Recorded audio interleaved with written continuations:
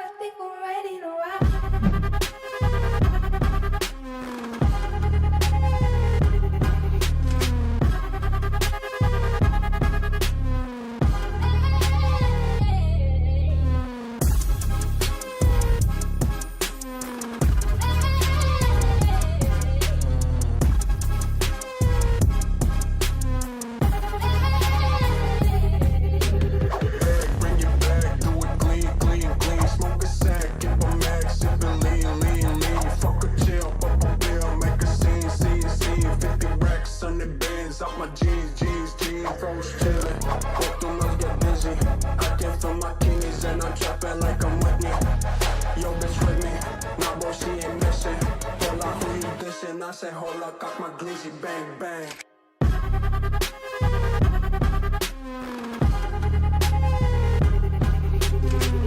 I said, hold up, got my glizzy, bang, bang.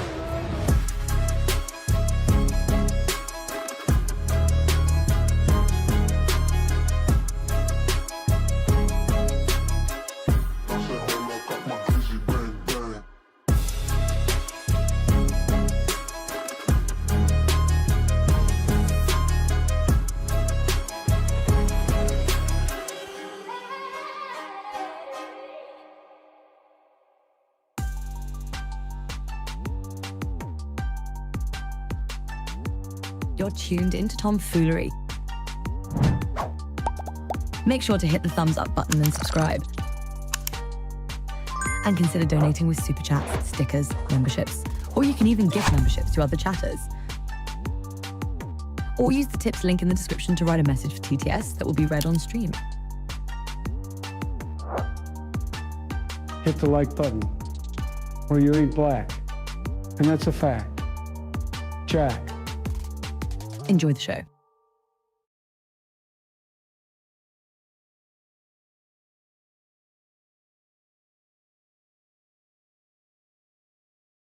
Hey yo, what's up fools? Today is 8/27/2026. It is 8:20 p.m. Eastern time. How's everybody doing? What up chat? Ham Flask in the house, how's it going?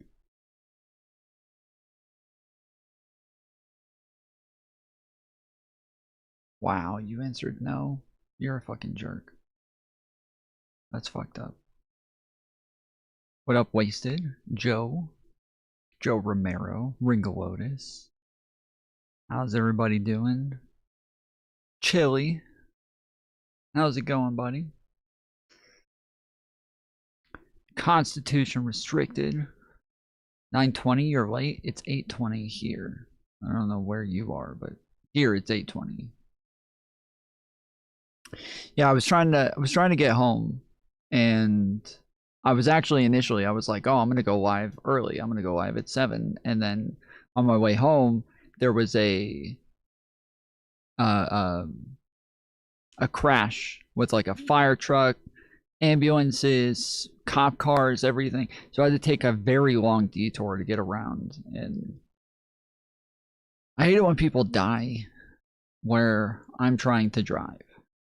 It's kind of fucked up, and I could have been on a lot earlier, but it is what it is. Welcome to Meet the Press Now. I'm Kristen Welker at our NBC News headquarters in New York. With less than 70 days to the midterms, President Trump right now is on his way to Texas for a 2-day swing in a state that could decide control of the Senate in November. It comes as the president faces the 6-month anniversary of the war in Iran tomorrow and an intensifying trade war with Canada, both with major economic implications for the country and the midterms. Speaking from the Oval Office ahead of his trip, the president escalating tensions with Canada, signing an executive order to have his administration rename Lake Ontario.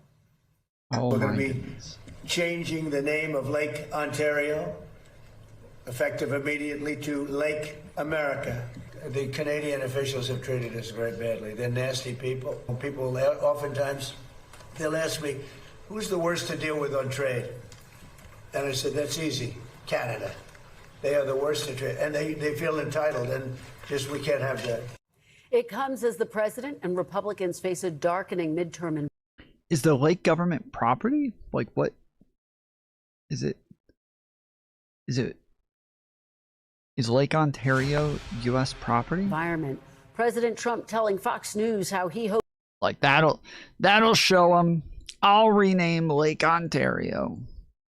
That'll show them. They'll be sorry then. What a fucking idiot. to boost GOP turnout. There's a theory that I get the vote. You know, I see it all the time, that when Trump's on the ballot, they win. When he's not on the ballot, the people don't go to vote. And I'm asking the people through your brilliant show, #1 show, I'm asking the people to get out and vote. Send them on the ballot. If they go out and vote, we're going to win. And if we don't, our country's going to be in sad shape, because we're going to go through a lot of things. Meanwhile, Democrats are feeling confident about their path to retake the House and the Senate, which will require flipping at least 4 Republican-held seats. From what Google said, it's not government property. It is a shared international natural body of water held in the public trust. Yeah, we still call it the Gulf of Mexico, yeah. Like, he's such a fucking idiot. One of those paths runs through Ruby Red, Texas, which our friends at the Cook Political Report moved from lean Republican to toss-up, along with a closely watched contest in Iowa. And new polling shows Democrat James Tallarico with a 3-point edge in the Lone Star State, although 14% of voters remain undecided. Today, the president attacking Tallarico ahead of his visit. We have a very good candidate, Ken Paxton, and he's running against Telefrico, they call him, because he is a little freaky. Okay, Talafrico. That's better. That's better than the other ones. It was a much better nickname. The other ones were actually just so sorry. And that's not a man that represents the value of Texas. So I'm going to help Ken Paxton, and I'm going to spend a lot of time in Texas. I have the all-time highest vote in the history of Texas also. I'm going to write a executive order that says you're not allowed to vote for Talafrico. And I'm going to spend some time there. Joining me now is NBC News White House correspondent Monica Alba. NBC News senior national political reporter Sahil Kapoor is with me on set. Also with me, Aaron Covey, House of Representatives editor at the Cook Political Report. Nobody cares. Cool story, bro.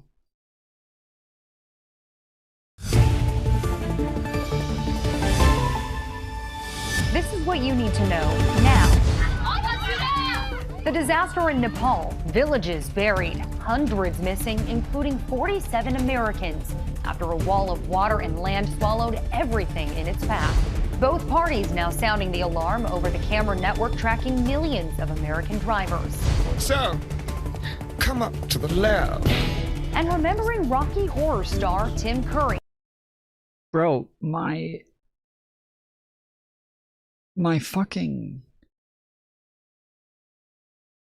speed extension won't work. It says that it won't let me turn it on now because it has malware. What the fuck? I need this. As we celebrate a career that went from fishnets. Okay, well, does this work now then? And I'm Top from ABC News. It's Thursday, August 27th. This is What you need to know. Let's get right to the big story. This morning, hunting. Okay, yes, it does work. Okay.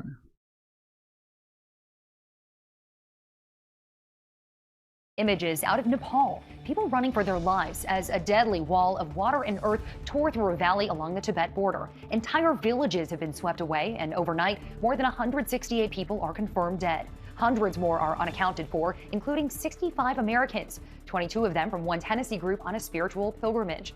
Experts say flooding may have been caused by an avalanche of ice and rock crashing into a river.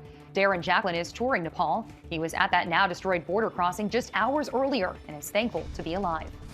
I thought to myself, where would I have ran when I was there? You know, what's my exit points? And I'm thinking to myself, there's nowhere I could go. Like, you know, there's just mountains all around us. One survivor says he tried to grab his wife's hand as the mud swept into their home. He made it to the rooftop terrace. She did not. An urgent search and rescue operation is now underway. Crews are pulling people from the mud and helicopters are plucking survivors to safety.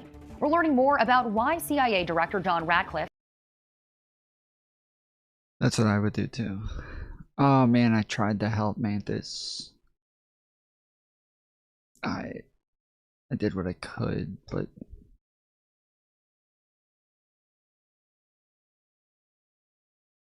traveled to Moscow this week. Sources say Ratcliffe made the rare visit to warn Russian officials not to attack any members of NATO as Russia struggles.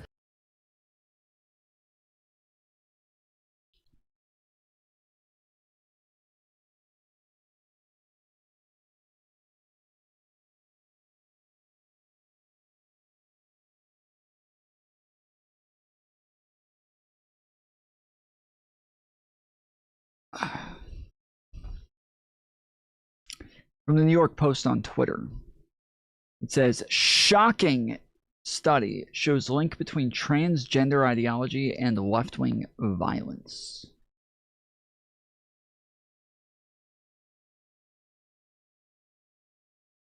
What the fuck does that even mean? Like, dude, I literally have no idea what the fuck transgender ideology means. This is so fucking insane.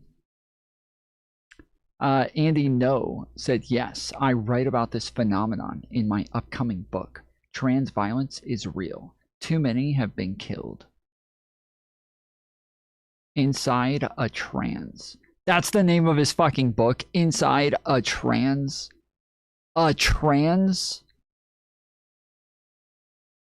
There's BX Bullet. Shocking nobody, in fact. Yeah, here you go. Yeah, murders politically motivated by left-wing and right-wing killers. All fucking right-wing every fucking year. It's crazy. Crazy. You're just hoping no one actually reads the study because that's not what it says, from Robert Wells. This person replied and said it literally does. So this is left-wing.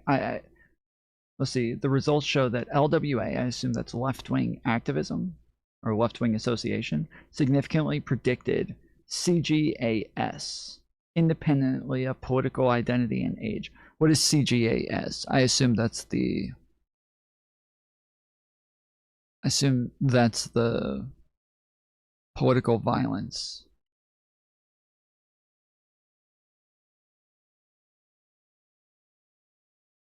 Bro, the title is so much worse. It's Inside a Trans Death Cult. Oh, okay.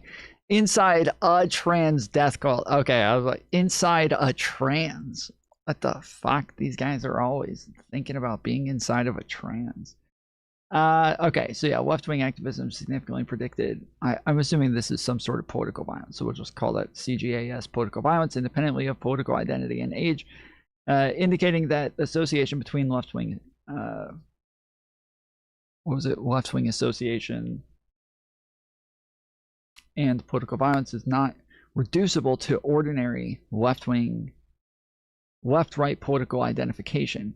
In the ordinal regression model, political identity was the strongest predictor of political violence, 0.512, showing that more left-wing respondents were substantially more likely to endorse political violence. Wait, endorsing political violence is not the same thing. However, left-wing association also remained a strong independent predictor, 0.326, even after political identity was included in the model. In other words, left-wing association was not simply standing in for being politically left-wing. It explained additional variation in... Well, okay, so maybe that doesn't mean left-wing association. Okay, so then what is this? Experimental research is needed to determine causality, according to the researchers. That is only speculative at this point, but we are addressing this directly in a follow-up report. What did this say? Shows a link between... Okay, so this guy is disproving something that they didn't say. The causality is different than whether or not there's a link. Okay, from Tucson Sentinel, fact check, few mass shooters have been transgender. It's from 2025. Well, I mean, we already know this, so we would have to read the like actual study that they're quoting. Okay, never mind. Never mind. All right then.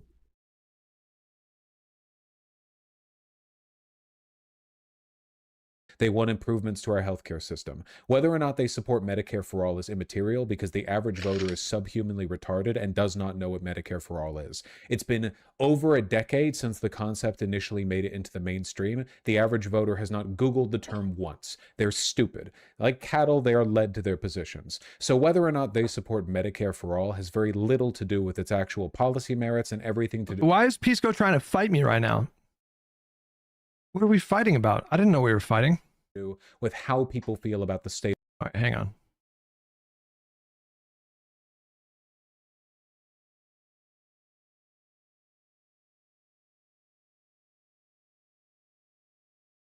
Are you ready to be mad at Pisco? No. Hello? Pisco, I heard, destroyed Hutch. Okay. What? Good. What are we... I'm nervous. What are we fighting about?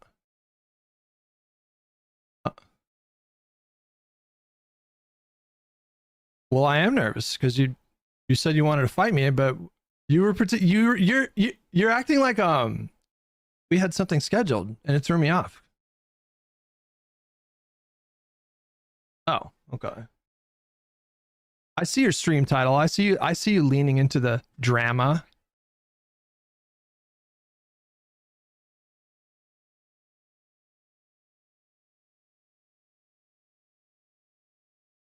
Wait, why is chat lying right now? Why are you guys lying? Can you speak for me? They say you're too soft.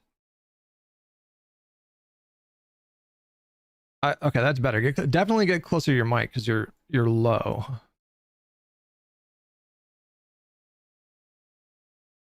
That is better. Yes, that is much. Yes.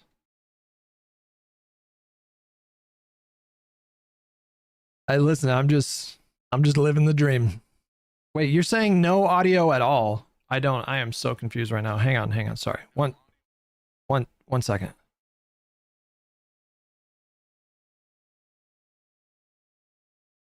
I don't. Oh, okay. Hang on. Here. Ah.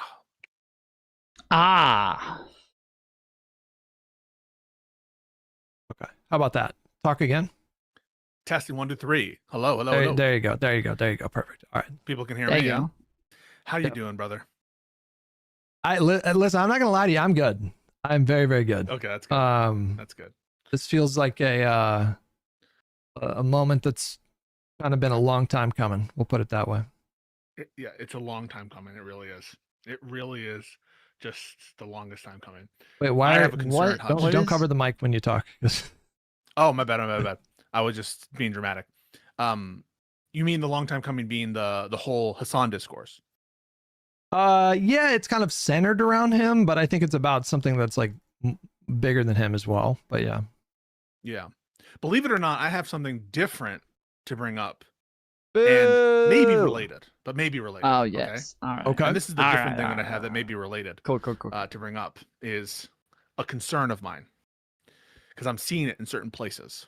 I'm seeing whispers of it. And it's something that I wanted to bring to your attention. Whispers. Why do I feel like I'm being ambushed right now? Are you about to bring up like my 2008 tax returns or something? What is this? No. He sounds like Pisco in our last conversation. The last time that I talked to Pisco, the whole fucking time, at the very beginning, he's like, Tom, what is this about? What are you doing? What is happening, Tom? What are we doing? What are you talking about, Tom? And I kept like, bro, I'm here to talk to you about anti-Semitism. Here to talk to you about the way that you use it. I disagree with the way that you're talking about this. I wanted to talk to you about that and platforming. The two of them are kind of interconnected. And then still 2 minutes later, it's like, Tom, what are we talking about? I'm like, dude, what the fuck? I'm not hiding the ball here. I've told you exactly what it is that I'm here to talk to you about. I don't know why you keep saying this. Like, why are you so fucking paranoid? Like, this is weird. Just engage. Everything is fine. You make me nervous. Everyone's monka giga. No, everything is good. Well, not everything is good, because I'm seeing the rumblings, and the rumblings are as follows. People want Abdul El Sayed to lose his election against Mike Rogers. What do you think of that? That probably exists. That's stupid, though. Well, we talked about this. Are you seeing that? But are you seeing that? I follow a lot of people, and I would say there are maybe... Like yesterday, TYT was saying Neera Tanden was saying she wanted him to where win. The left is really right, is that things are really bad in the country. So I think where, you have moderates kind of talking about incrementalism and the left talking about more radical change, I think that's going to actually push people towards the left, because, they are, the left is really right. Left talking about more by the level of spending he's doing. And like, that is oligarchy. And they are right. I mean, the fundamental analysis that things are really broken in the country is actually very right. And one thing why we love each other, one reason why we love each other is because we're both posters at heart.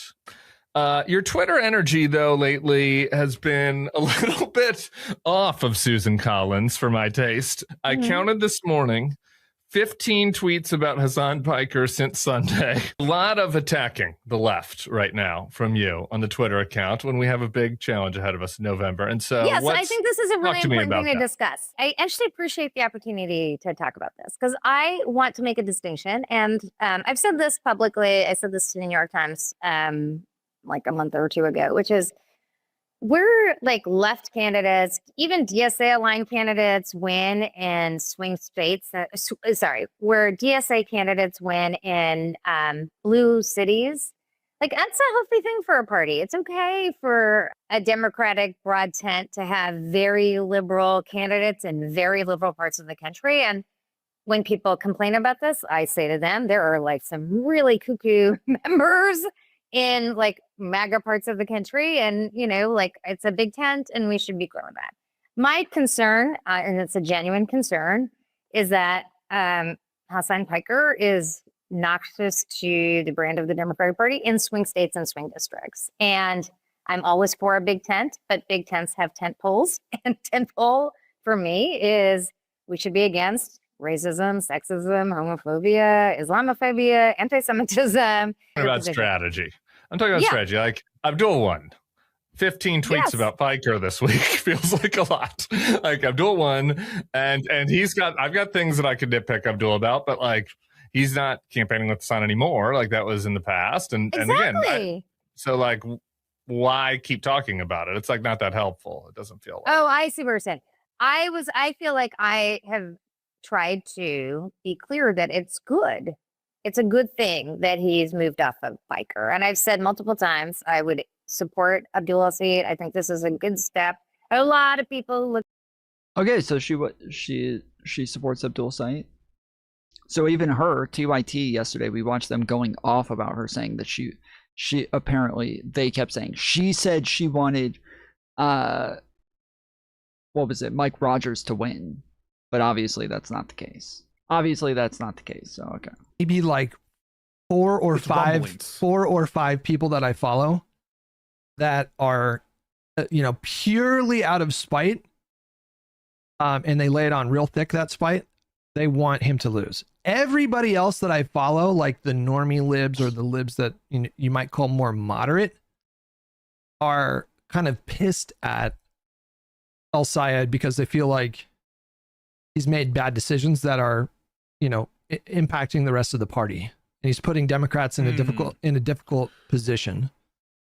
That's just what I see out there. Where are you seeing these sentiments? I'm seeing rumblings. It's in the reply you see in a tweet. It's in the way he's being spoken of. It's this kind of resignation to defeat that I'm sensing. I can't put a number on it. I can't define it for you. And I can't even present you evidence of it at this moment. Okay. But I feel it. Do you feel it as well? There's non-trivial amounts of people who desire his loss, ostensibly for the benefit of the Democratic Party.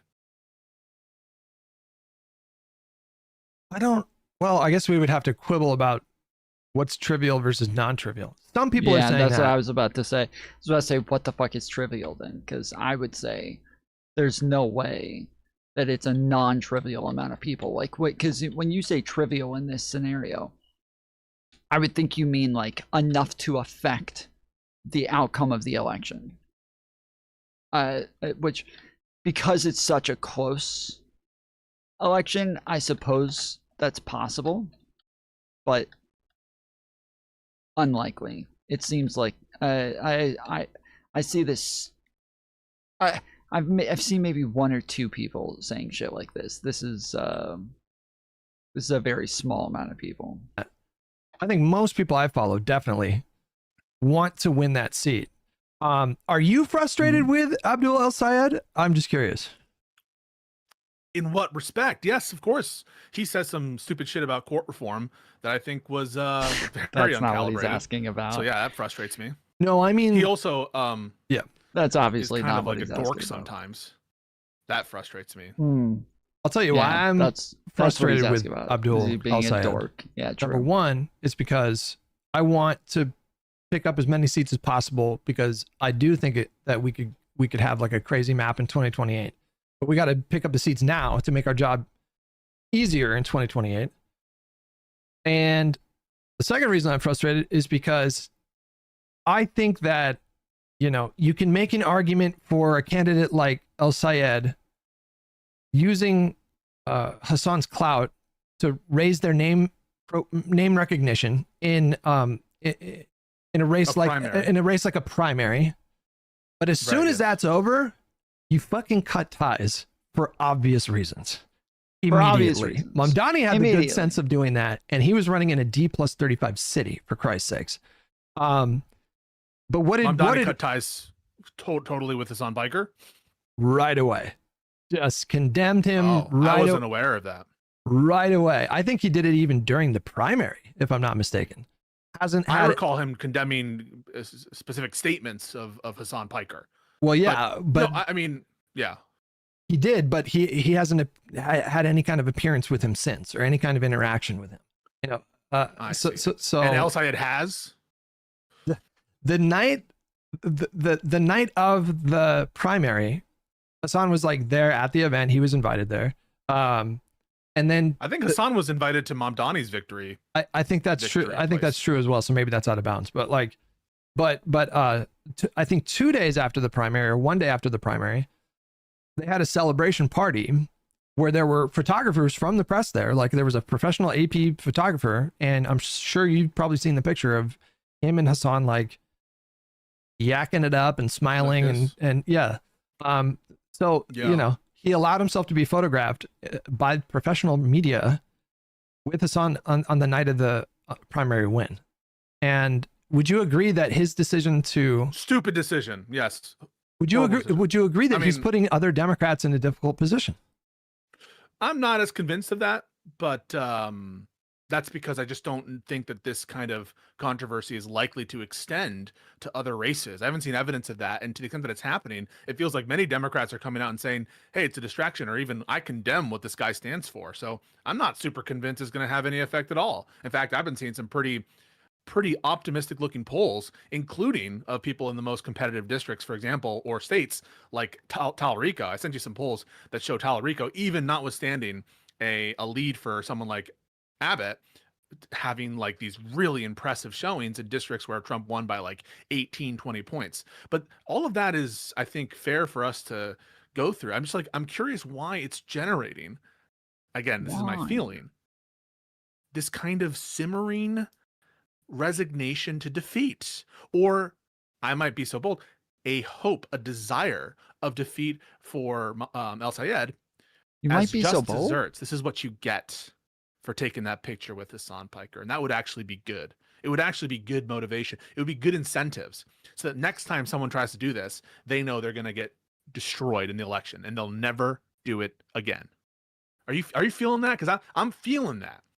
I can only speak for myself and say that, of course, there's a petty side of this. I'll just fully own that, and I think it goes deeper than just like simply being photographed with Hasan Piker. It's about what that represents. Like, what message does that send? And from my perspective, I feel like I've been this like,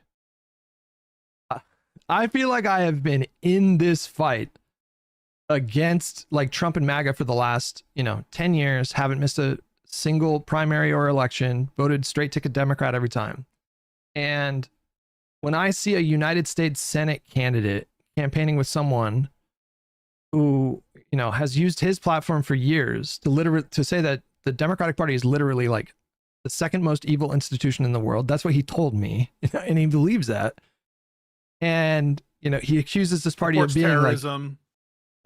His foreign policy stuff, I don't Maoist. really. No, but I'm saying he openly calls the Democratic Party fascist. He compared Kamala Harris to Adolf Hitler. Yeah. And so that feels like someone to me that has been like working against what I've been working towards. And so there's a petty side of this of like, it does feel kind of cathartic to watch him just get fucking buried by his own clips after he thought it was going to be. Watch El Sayed be buried or Hasan be buried? Hasan, obviously. Hasan.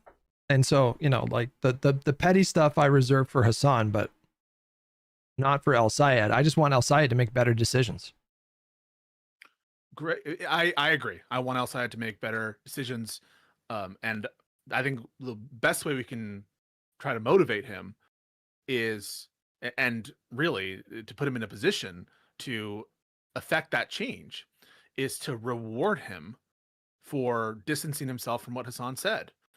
And if for anything else, even if you think the statement was insufficient, at least acknowledging here live on your stream, Hutch, that you unequivocally endorse El Sayed and urge every one of your audience members to the. I feel like obviously he's been doing that the whole fucking time. He's been doing that the whole time. Why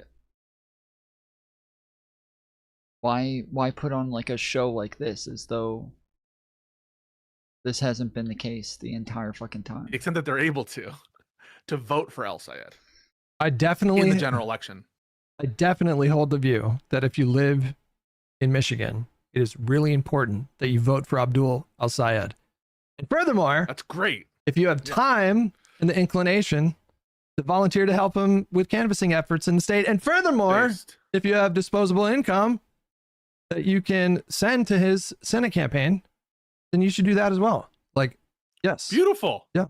Yeah, no, okay, that assures me a lot, because before, when you said the whole like 30% of me wants him to lose, I was like, I sat with that for a while, Hutch. I'm not gonna lie, it affected me. I was There's like, still 30% of me that thinks that. Yeah, talk me through that though. Well, if you look at the map right now, like with the newest developments out of South Carolina, I don't know if you've been looking at the numbers there. Oh, I think it's a bit ambitious, but I'm here for it. What is her name? Annie something? I don't even know her name because I don't know jack shit about South Carolina. But I've seen the numbers. I've seen the head-to-head polling, and all of a sudden, a state like South Carolina is competitive, Iowa's competitive, Texas is competitive. So, if you're someone that holds my view that the movement that Annie Andrews, if you're someone that holds my view that the movement that Hasan represents has been an albatross around the neck of the Democratic Party, then it kind of makes sense to see the value in like normie Democrats just crushing it and flipping seats that you wouldn't even think was possible a year ago, while the progressive candidate loses in a swing state. That's valuable, or you think that that's? I just don't understand it. I don't think you think it's good. I think you think it's like you understand the sentiment behind it, the same way you understand the pettiness, the same way you understand the statements being bad, the same way that you understand that like that worldview is flawed, maybe even terminally flawed, but not in a way that you understand it rationally motivating the action, by which you mean you agree with it, to sit out the election or to not endorse. That's the part that I don't understand. Well, I'm not rooting for that outcome, but if that outcome happened, I could give you the silver lining of that outcome. I could say, well, not ideal, but here's why I think it's not all bad. But you could do that with just about any bad thing, right? Yeah. Well, going through cancer makes me more thoughtful about how I live my life, or, having Trump win made us realize something about the Democratic Party. There could be a silver lining to a great many bad thing that occurs, right? Well, I think some things are just really bad. Like if I fell in a vat of molten lava tomorrow, like I would have a hard time finding the silver lining there. But fair. But I'm telling you, agreed. There's not always a silver lining. I'm telling you that in the case of if the Democrats if normie Democrats just feast on Republicans during the midterms and put a strong performance out there and El Sayed loses, I'm telling you that there's real value there that I think would potentially like help the Democratic Party in the long run, like playing the long game. More so than El Sayed winning the election? No, right? Because No, I don't know. Otherwise, I would be rooting for that outcome. But yeah, the value there would be like, it's been so easy for people like Hasan and people with his politics and people from that movement to talk all of this shit and hype themselves up the way that they've been doing for several years. And because like they got to do that for so long because they never really had that challenge. So they would make. Yeah, I've said this a bunch before. Like, I think that obviously I want El Sayed to win, and I think that like most everybody wants him to win. But the reason when TYT and all these people are freaking out about folks who are criticizing El Sayed for hanging out with Hasan, they see it as they just want him to lose. They're trying to make it to where he loses. Whereas I see it as, no, they want him to win. This is a really fucking important seat, and he's kind of squandering it right now. He's fucking with our shit. Like, we're Democrats. We want those seats. We want those wins. We want the majority. And he's fucking with that shit right now. And so we're like, everybody's pissed that he's kind of fucking around and playing games with our seats. We need that majority. And so right now, everybody just wants him to distance himself from Hasan. Now, if he doesn't, then yeah, everybody's going to be pissed at him if he loses. But then also,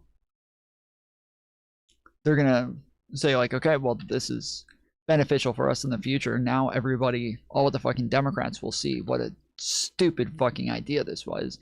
And they'll learn from this mistake and nobody will make it again. That'll be that. Like, we'll be good. From here on out, everybody will understand how fucking retarded it is to do something like this. Make these bold claims that their politics, you could just replicate that all over the country. And the problem with the Democratic Party is that it's just not actually like doing enough to support their kind of candidates. And if they did, that they would win all over. And there is value on not only like, El Sayed losing that race and then, hurting that claim pretty significantly, but also, I think. Hey guys, can you be good faith to Hutch, please? I don't need you guys saying he's lying about wanting the Republican to win let's just take him at his word. I believe him. He's been vote blue no matter who longer than you guys have been alive. All right. So I release cool it with that. If you want to let your and I'm not even like saying this to be smart. I don't want that. This is sorry. I didn't even mean to say it like that, but like I'm just telling you, like your chat can say whatever, and it's not gonna bother me because I have thought these things out quite a bit. I know I have very good reasons for the things that I'm saying, and so like I think that the value of this happening also would be that future U.S. Senate candidates that are running in really important races are going to think twice before campaigning with Hasan Piker. Yes, exactly. Yes, that is one of the bigger things. Is that I think everybody's gonna get how fucking stupid this was. Nobody, because if he does win, some might look at this and say like, oh, so he was able to continue winning while being associated with Hasan Piker. Maybe that was beneficial for him, instead of it being he was able to overcome that massive fucking leech on his side and still somehow win. They might see it as, oh, that was beneficial for him, we should do that as well. And so that's the fear, is that like people will take this the wrong way in the future and think it's cool to campaign with Hasan Piker from then on. So there's future value there, right? Like surely you would agree with that, right?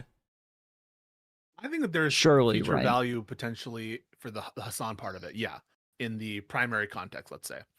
Where I don't see necessarily is on any score where that is improved by him losing, because I think if he wins, now you have the model of disavowing Hasan, right? And you winning, and that's also there. And like someone is able to win and unify with the disavowal of the given statements or whatever, and we're all good, right? So like, in what sense is this kind of like maybe him losing is maximalist anti-Hasan? Maybe I would grant that. But I think you still get some of that effect by how El Sayed would win. And he won by being unafraid to take a stance against what Hasan said about whatever the stuff about Jews bringing it on themselves. I think what I'm getting at is that if this goes really poorly for El Sayed, and you can attribute a lot of his failure to his decision to align himself with Hasan during the primary, then I think that future Democrats that are serious about winning elections in competitive races are going to think twice before using Hasan to elevate their name recognition. And if he wins, then I think other Democrats will make this what I think is a mistake, which is to use Hasan to, because it's a devil's bargain. Okay, it's like, okay, yeah, it may boost you in the primary a little bit, but we know with 1000% certainty that Fox News and the right wing are going to do this. Joe, you don't like Hutch? What's wrong with Hutch? Every time. Any time a candidate campaigns with Hasan in the primary, they're going to fucking bury that candidate in campaign ads tying them to Hasan. And that is a losing electoral strategy. And I don't want the Democratic Party to do that in the future. And so if they win, you're confident that that attack will have been at least shown in the minds of most fair-minded people to be toothless, the anti-Hasan attack that is, and that you fear then therefore Hasan rises in prominence as a result. I think I fear that it will be perceived as toothless, but I don't think it takes a genius to understand that these attacks are working, and it is helping Mike Rogers. Otherwise, I don't know how to explain why Abdul El Sayed's campaign put out a message, sort of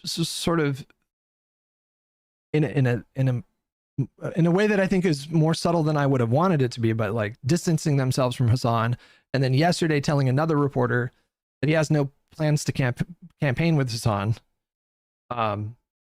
I think the reason why they're doing that, whether he's making those comments, is obvious, and it's because, you know, that campaign obviously thinks that those attacks are hurting him. And, you know, do you disagree that they're going to do this? No. They're going to do this every time. Every time. But there is a tension between El Sayed's victory. Let's say it's a convincing 5-point victory. This notion that Hasan is cyanide. These attacks are working, but also polls are looking better and better for Dems.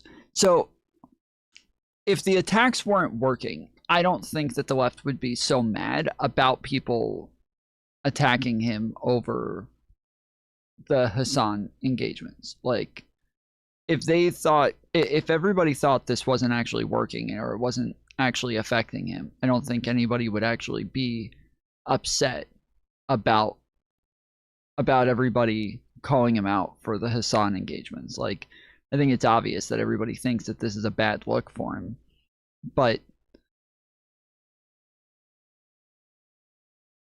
I think it is. The point is that it made what Hutch just said and what I said right before this is that just because they're attacking him for this doesn't mean that it's going to stop him from winning. It could be that this hurts him, just doesn't hurt him enough to where he loses, and we want him to win. But we're also afraid that, people would look at this afterwards and think, oh, well, he didn't lose, so now campaigning with Hasan doesn't make any sort of difference. Whereas, like, it probably hurts him. It just may not hurt him enough to lose. For your campaign, especially if his result, let's say, it's in line with how other Democrats are performing relative to, you know, the inherent partisanship of the states, if he's in line with that, then some of the luster of the argument regarding he's hurting, right, starts to go away, right? In which case, wouldn't your critique also start to go away about him damning Democrats in terms of the odds? Don't you have something on the line here too? I don't know if I personally have something on the line here, but I mean, I have my sense of where the electorate is at, and you know, I do hold the view that Hasan's politics are like just as toxic and corrosive as you can be. Like, do you understand that? Which is a very condescending way to ask a question, but do you understand that, like, do you understand the Republican Party right now, if you're Mike Rogers' campaign, it's win-win. They're putting pressure, they're putting pressure on Abdul El Sayed and other Democrats to acknowledge Hasan Piker and his influence and significance in the current moment within Democratic Party politics. And there's two different outcomes. There's one outcome. You have an interest in that as well, right? You're trying to do that as well, because you're trying to put it all on the line to have there be a response, right? So you're also increasing the prominence. Right, but Democrats look bad. If he wins, Democrats look bad because now they look like they don't care if somebody campaigns with a pro-terrorist content creator. So now all Democrats look bad because they voted for him anyways. We all look like pieces of shit now. Whereas if he loses, yeah, we all end up getting hurt because El Sayed lost, so now we don't get the fucking majority. But we get to send the message of, you know, hey, don't do this anymore. But the Republicans will be able to use this as like, hey, look, Democrats are still willing to vote for somebody who campaigns with a pro-terrorist motherfucker, like. And you want that. Let's be honest. You want the Fox News attacks to occur, right? Absolutely not. No, I want to live. I was saying that you liked it. No. You wanted the Fox News attacks. I mean, like all things being equal, like in a vacuum, I don't want my candidates who are running in swing states to have to, you know, deal with this kind of coverage on Fox News. You know, so I'm not rooting for that to happen. It's obviously going to happen. It's just, you know, so it's just an unavoidable. But don't you think that's good? Wait, but don't you think that it's good that if a candidate associates themselves with Hasan, that all the powers that be, including Fox News and establishment, quote unquote, or leadership, Democrat, quote unquote, however you want to define that term, I'm not putting any connotation on that term, that they attack Hasan. Isn't that pressure good? Isn't that fulfilling the thing that you want to see? You started this call by being like, I'm actually quite like feeling good that this is all occurring. Isn't this part of the immune system pushing out Hasan? In which case, don't. It's not just Fox News though. It's like Fox News attacking him. They're doing bad faith, fucking like Islamophobia. Like they're doing very Islamophobic attacks on him. Whereas the Democrats are not doing that. Democrats are not being Islamophobic. Democrats just want him to win. Don't you have something to lose, right? Because if it doesn't work, or if El Sayed is in line or exceeds nationwide expectations, which I don't think is likely right now, but let's say that it is, wouldn't that undermine your case? Sure. Sure, yes, obviously. Like if it's El Sayed wins by 10 points or something like that, then Hasan would then. I think you'd be upset. If he overperforms, you'd be upset. I think. I don't know if I would be upset. Like I'm not. I'll take a 10-point victory in Michigan. Like listen, I know, like you want. Ideally, let me right? Hold on, real quick. Let me make the point that I was making. I'll be so brief. The Republicans are. The reason why they're in a win-win situation is because, no matter what the outcome is, like they're forcing the issue. They are forcing these fault lines to come to the surface. Like they're forcing the Democratic Party to draw lines. Like the Democratic Party leadership to define the party, and they can define the party by disavowing Hasan or welcoming him into the tent. And in either of those outcomes, the Republican Party is going to benefit from that. Because like if the as Democratic Party leadership is doing right now and disavowing Hasan, Republicans know that that's going to cause a shitstorm within the party, and it's going to cause all kinds of division and fighting, and it's going to be like 2016 all over again. And if Democrats like roll out the welcome mat or defend Hasan, then they're going to turn around and look at normies and be like, see, we told you, they're fucking crazy. And so. Yeah, that's a dynamic that you would support. You wouldn't want it to be any other way. And I think the proof of that is the following: what would make you happier? An El Sayed overperformance by 10 points. Let's say he wins by 10 points and over the margin by which he was expected and in line with other Democratic overperformances. Would you prefer that, or an El Sayed win where he wins by 0.5? 0.5. What's preferable? 0.5. There you go. Right, like. Yeah.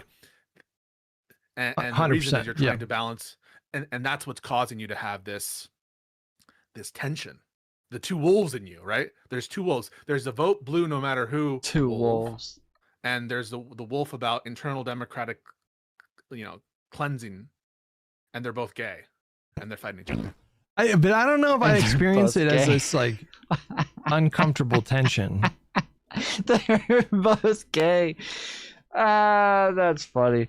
That's a rare funny remark from Pisco. Like I just have my perspective that, and I don't even think anybody could give me a plausible steelman argument or counter argument. But I think it is just we know with 100% certainty at this point that Hasan Piker is fucking toxic sludge. And so I am rooting for whatever outcome makes. You want that to be the case. Right? You just showed it. Wait, right? hold on. Wait. What I'm saying is I'm rooting for any outcome that gets more people to understand this. That's what I'm rooting for. You actually want him to be toxic to El Sayed, just not in such a way that he loses the election. No, I don't. I don't want Hasan Piker to be a toxic influence in Democratic Party politics. I want him to fuck off. I want him to get away from Democratic Party politics. No, but given two scenarios, one in which he drags down El Sayed, but not enough to lose the election, and one in which he really has no effect and El Sayed is free and clear, you would pick the one in which he has a negative effect on El Sayed. You would, in other words, it's not just that you think that it will occur. You want there to be reputational damage associated with Hasan, such that it drags down Democrats with whom he associates, To an just not in extent. such a way that it jeopardizes the whole election. I mean, ideally, I would want it to be like limited. Like, I don't want him to like drag down a bunch of other Democratic Party races. But if we can use Michigan to demonstrate the point that this guy is a snake oil salesman that is horrible for the party, then yeah, there's going to be value in learning that lesson and just demonstrating it. And yeah, I mean, are you saying that you think it's bad that I have this perspective? Do you think my priorities are off base? Well, I think that your priorities, if you're asking my opinion, and I think are off base if it's causing you to have this 30% residual.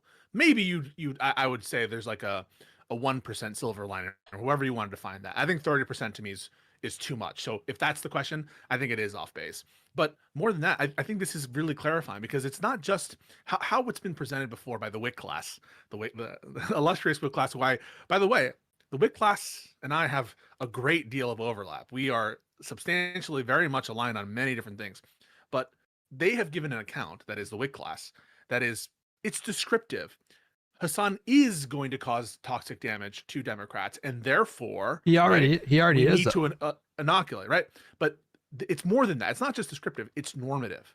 We want there to be damage, brand harm associated with Hasan, and it's for the ideological reasons, right? And that's clear. I'm not saying that there's like anything inherently wrong, but like no, not for yes and no. Like I would say for the when he says the Wick class, yes, that is. I would say for Wick, yes, Wick wants there to be, but Wick is a different fucking animal. Like, I wouldn't say Wick is representative of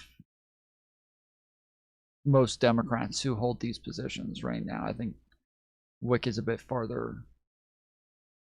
He's a bit farther off the fucking plantation. That is clarifying and illuminated. It's a desire that is, and that's why I'm getting the vibe, I think, and I can't prove it, I can't point to it, that a lot of people, I can't prove it, want El Sayed to lose, and not just Republicans. My chat says you're clip farming me. How do you respond to these allegations? How am I clip farming? How is that clip farming? How do you respond? How do you clip farming? It's almost like you want me to reject it. It's almost like you want me to say that I want Abdul to lose, which no, you made it very clear you don't want him to lose. You made it very clear you don't want him to lose. And you just pull your chat, ask your chat. I'm sure that they all said chat, Hutch's chat. 1 in the chat if you want El Sayed to win, 2 if you want him to lose, 3 if you're indifferent or don't care. All right, those are the I like that. Yeah, I like that. And I bet you'll just see a bunch of 1s. That's what I expect you'll see. So I'm not trying to clip farm you on that. I expected you to say, I unequivocally support El Sayed, and you did say that, and you said not only that, you should like donate if you have the resources and inclination. You mentioned ideology, and yeah, I am not motivated by my my disagreement with Hasan's ideology. It has nothing to do with this. I don't care about his ideology. It is purely. Yeah, that's what I was saying. I think the ideological part is more of the Wick, as he's calling him, the Wick class. I think that applies to Wick a whole lot more than it applies to actual liberals. My calculations, my analysis, the way I think about this is purely based on what I view to be his impact on Democratic Party politics and elections. And right, you know, like, do you even disagree with me that Hasan Piker is toxic sludge for a race like Michigan, where it's a competitive race in a swing state? I'll tell you my inclination. My inclination is that he's negative for the general. That's my inclination. That's my vibe. So we haven't had a great deal of evidence for that, though, right? My inclination has always been all else equal. Hang on. Right now, this current moment, that's the evidence. That's the evidence. No. I'm talking. What I'm measuring is the effect on results, right? That's what I'm measuring. Well, we don't need to wait for the election, though. We don't need to wait for the election to know that something is having a negative effect on Abdul El Sayed's campaign. Like we don't need to perfectly quantify that to know for sure. Hang on a second, because no. Well, what are we measuring? Right, the effect on. What are we measuring? Right? That's important to establish. If we want to get really specific with it, we would want to measure the impact on undecided voters. Right. In Michigan. We don't know that, right? No, but it's kind of like, there's a fair That's amount my of inclination as well. All I'm saying is I don't know, but my inclination is it probably hurts more than it helps in the general election. That's my inclination. So I think we're aligned in terms of belief, but there's something holding you back. Why do you think that we're not aligned there? Do you think we have evidence? I think we have the obvious evidence. Like I don't think we could. Sure. Like it would be nice to commission a poll, like a really reputable poll with like a fat fucking sample size of 10,000 people, perfectly weighted demographics, and then ask people like, does Abdul El Sayed's affiliation with streamer Hasan Piker like impact your view of him? I would feel so confident that a non-trivial amount of independent, like of undecided voters do have serious concerns about that. Like my inclination is that it would have a significant negative effect on independent voters that you've described, right? I don't know that though, right? And so that's my inclination, but it could have that effect. Well, it could not have that effect. It could have the opposite effect, right? And I don't know. Well, right? So just give literally every option, and it could be those things. True. When somebody runs for election, they could win. They could also lose. That's my prediction, is that they're likely either going to win or lose. But I'm telling you that I agree on inclination. Well, I have a high degree of confidence, and I think you should too, because really for a lot of reasons, but for two primary reasons. Like as well as I, that a U.S. Senate campaign, especially ones that are as well funded as the Michigan race. I mean, there's going to be a lot of money pouring into that race because Republicans see an opportunity to flip a blue seat. That's a huge deal. And Abdul El Sayed, he's been one of the largest small donor, I think, recipients in the country, and so like he's attracting a lot of money. And as well as I, that these campaigns are very sophisticated. Okay, they hire people whose entire job is to like poll the electorate, survey the electorate, and like see what potentially moves these voters. And what we know for sure right now is that obviously the campaigns reacted. Yeah, the campaigns reacted. I don't know that they have the data. No, but well, you think they're just going off a hunch here? Like Mike Rogers, when Abdul won that primary, less than an hour later, they're spamming social media channels with political ads, targeting Hasan Piker, and then so there's that, and like I very much doubt that they're doing that on a hunch. I would bet very good money that they're actually out there talking to voters and testing these kinds of things and seeing which way it moves them.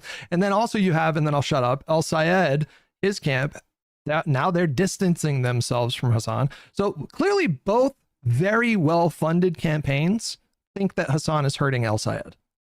No doubt about that. That's informing some of my intuition behind why I think it's likely harmful, all else equal. I just don't know that, right? And I don't have access to now. Those things are like maybe decent heuristics, but campaigns get things wrong all the time in terms of their attack. Oh, it turns out that wasn't very effective. We spent all this money on this ad. Doesn't look like that moved much people, right? So I'm just like, I agree with you. That's my intuition too. If you were to put me in the Mike Rogers campaign, I'd be like, this guy said America deserved 9/11, and he walked with, let's do it. But like, think about Obama and like his reverend or whatever. Like, I'm just not sure, right? I think that it's okay for me to not be sure and share your inclination. I don't know why anything turns on this. In other words, well, I think Obama's reverend did hurt him, though. It just wasn't enough to make it to where he lost. I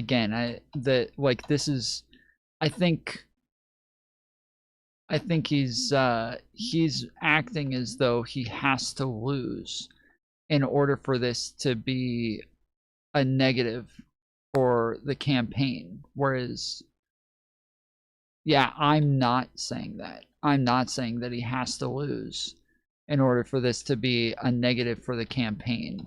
And I don't know if Hutch is even picking up on the fact that is what Pisco's saying right now, is that like he would have to lose in order for it to matter.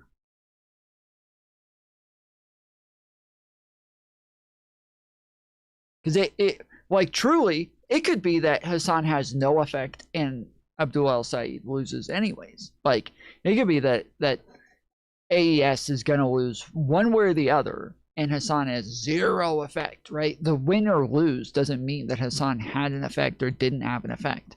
So, but I think that it is the fact that, again, it's the possibility that it could have a negative effect and he could lose from it. That is the thing that matters here. It's the possibility that he could have a negative effect and then lose while we have the majority riding on the line. Like that is fucked up. It's irresponsible, and it's not just fucking with Michiganders' votes, but it's fucking with all of Democrats' ability to have the majority. What is the value of us debating whether or no we can know, or whether or not we can know for sure if this is hurting? I'm just being him? honest, right? Like, so you asked me, do you think Just it's hurting being honest. in general? I said my inclination is yes, but like I don't have like a strong credence that way because like I haven't seen strong evidence for that. Right. Well, I just have like a strong vibe about it. Well, I mean, listen, even if you want to add the caveat that you can't be certain, if you generally accept the premise. Oh, I don't even have a yeah, that's my belief. I'm just telling you, it's not based on any like data, just like based on my interactions with people, my general, notions that people don't like people who support terrorism or 9/11 shit or Maoists or communists. Like that's all informing my vibe, but it's just like not a very strong credence. I suspect it, but I would never go to a debate and be like, I have a strong degree of confidence or an 80% degree of confidence or a 90% confidence. Like I just don't have that confidence, and I'm just reflecting an honest answer back at you. And I think anyone who says that they do have strong evidence, I think they have to give an account for that. But I share the vibe. I think we can work off the vibe and the intuition. Well, listen, if you generally accept the premise that Hasan has proven to be toxic, Abdul... No, no, not proven in the general. I don't share that vibe. I have the vibe that he is likely negative. Not that it's been proven, right? Okay. If you generally accept the premise that it's likely that Hasan Piker is toxic for Abdul El Sayed's campaign. Correct. Yes. And you generally accept the premise that the Republicans will do this every time there's a race with national significance and the candidate campaigns with Hasan in the primary. They're going to do this. Okay. So if you accept both of those premises, then I think even you would have to concede. Even you. What would I concede? Even you. Yeah, I'm very interested to hear Pisco answer this question.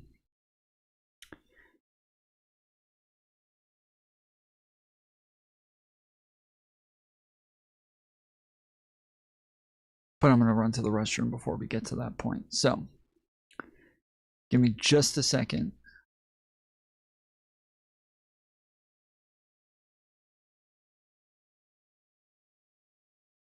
I'm going to run to the little boy's room and powder my nose. And I'll be right back. Titus Ellis Smith came out with a new video. He puts out the dumb. So if Donald Trump believes that is the situation, and he is doing the prudent thing, he's not an authoritarian, he's delusional. Okay, so Hitler wasn't an authoritarian because he actually thought the Jews were coming after them, right? Yes? I'm not going to litigate World War II, whether or not Hitler was delusional. I need some consistency here. I want no, it's not, because it's not bad faith at all. You're saying that just because they believe it's happening that it's no longer authoritarian, and I'm saying that it's... What happened? He's making a bad faith argument. I'm not going to No, wait. This is not a bad faith argument. It is a total bad faith No. Hold on. I'm not here to litigate No, World War wait. II. You are saying that someone cannot be delusional and authoritarian. Look, I'm done with this, okay? Okay. I'm literally done with you. Okay. So now what? I don't really know what that means, but meaning, are we affected?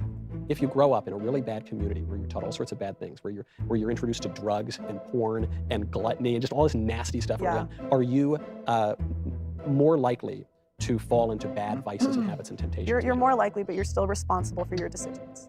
You are 100% responsible for the choices that you make. Sure. If a man chooses, It's funny, they both have the same music on them. All right. Let's hear the answer to the question. Okay. So if you accept both of those premises. Also, if you guys want to donate to the channel, use the tips link pinned at the bottom of chat. Make sure you hit the thumbs up button and join the Discord. Links are in the description to all of my socials: TikTok, Instagram, Kick, and Twitter, including Discord. Make sure you join the Discord. Then I think even you would have to concede. Even you. What would I concede? That there could be value in a loss like that to prevent future losses.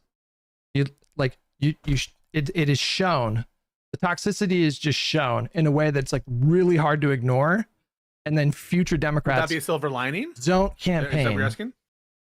Well, whatever you want to call it. Like I'm saying value, you say silver lining. You have to concede that there would be value there. It would dissuade future Democratic candidates from making the same mistake. Yeah, so based on my vibe, yes, I think that there would be some value there. But again, that's all sort of couched against the over, and you and I agree on this part. That's what's, and maybe we have a different sort of amount of value we'd put on it. For me, it's kind of like, until I see the evidence of the magnitude of it, I'm going to be like, I don't really give a fuck if it's like a point, whatever minuscule bump, right? It would need to be some amount of significance. But yeah, in general, I could understand some value. Again, we can have disagreements on the amount there, but the same thing is reflected back at you, right, Hutch? Because if El Sayed overperforms, that's pretty, at least decent evidence, maybe, that maybe this isn't the kind of negative effect that you've been talking about, right?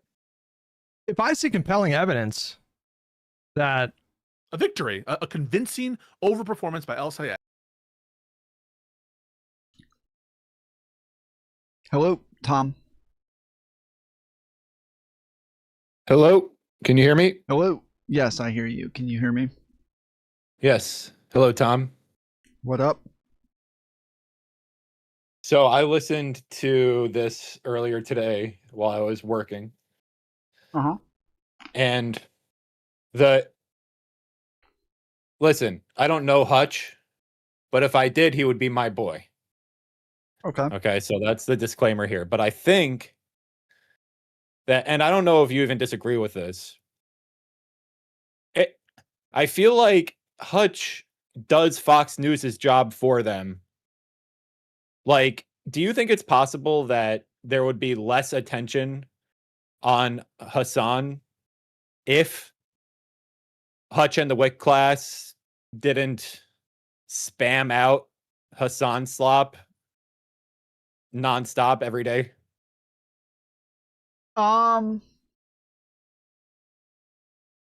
Maybe. I think there's a like multifaceted problem here though, because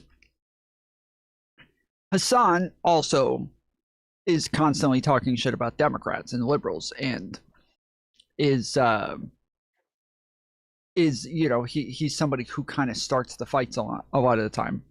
Then there's also the ideological difference, like the fact that Hasan engaging with these people could actually sway the party in a different direction that people don't want. And then there's also, yes, his effect on the actual candidates and their ability to win. If the party swayed that way, wouldn't that just mean that people did want it? Well, I mean, maybe you have a lot more confidence in voters than I do, but I don't think that voters are these like fully autonomous agents of their feelings and actually vote in directions based on what they think is best, but instead what they're influenced to vote on, especially by mainstream media, influencers, like the way that things are talked about, implications. I think that people are influenced to vote in one direction or another. You can use MAGA as a counterexample here. MAGA, we probably both agree, is not beneficial to most of the people who vote for MAGA, correct? Correct.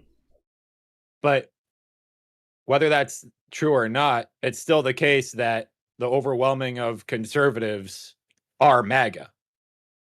So I guess my point is... But what that means, it doesn't come with a set of values to be MAGA. It comes with just whatever Trump says, I'm going to be in favor of that. Meaning that they're not, like, Trump isn't going and figuring out what they want and then doing it as a good representation of them. He's saying he wants X, and they all kind of fall in line. Before Trump, they were all against tariffs. They were all hardcore, open free trade and, being the world police and all of the shit. And then Trump is the reason that they all flipped on their own opinions. It's tariffs. Yeah, I agree. But other than tariffs, I don't think there's a big change. You don't think that they took pride in being the world police?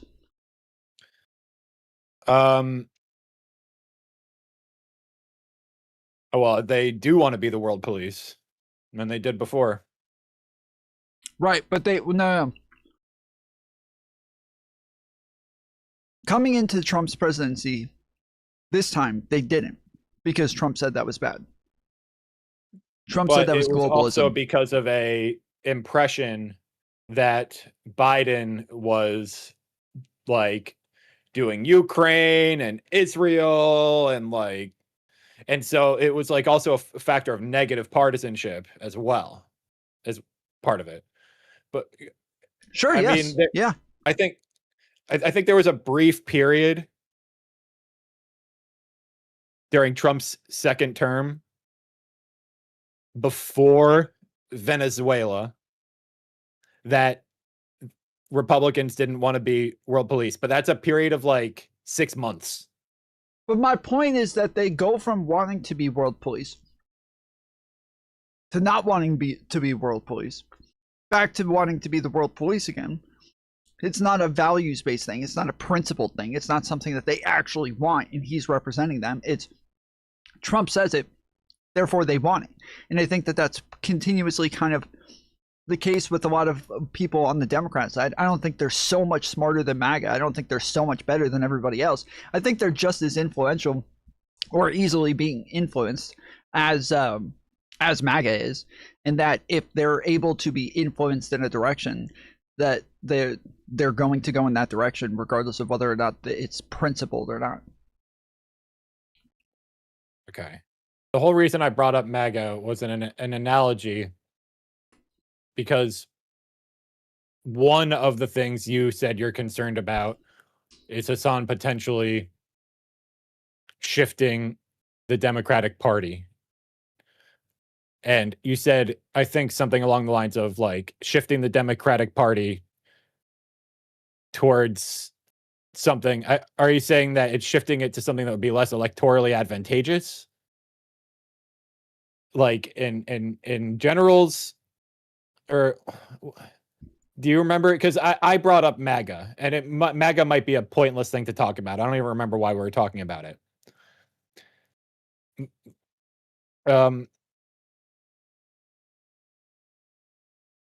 Do you know why we were talking about MAGA?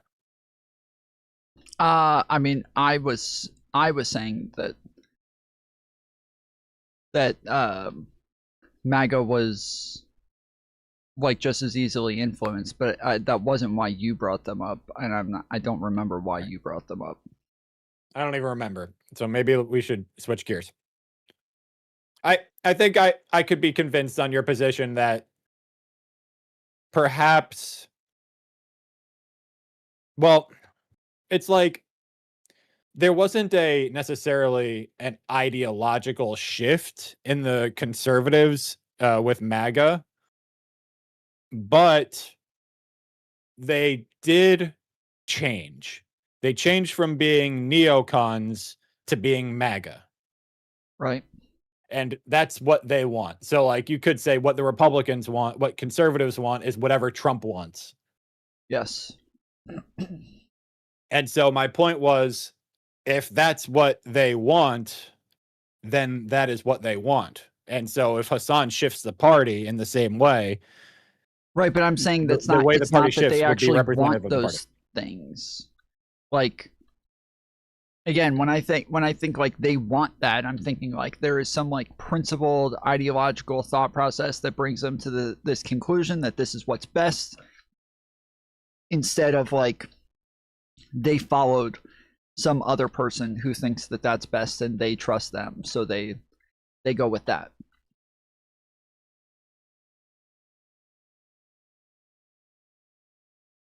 But like, what's the negative effect of that?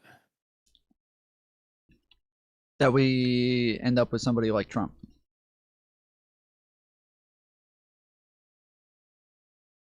But in the case of the left wing, in the analogy, it would be that like I don't agree with left wing, farther left politics. I think that they're actually a net negative on our country. I think that they're bad ideas. I think that like freezing the rent is a bad idea. I think that having single payer is a bit radical. I think that there's a lot of ideas that come with Hasan's politics and farther left DSA type politics that I think are negatives. Right. Okay. So yeah, like that's if Hasan was the new Trump figure.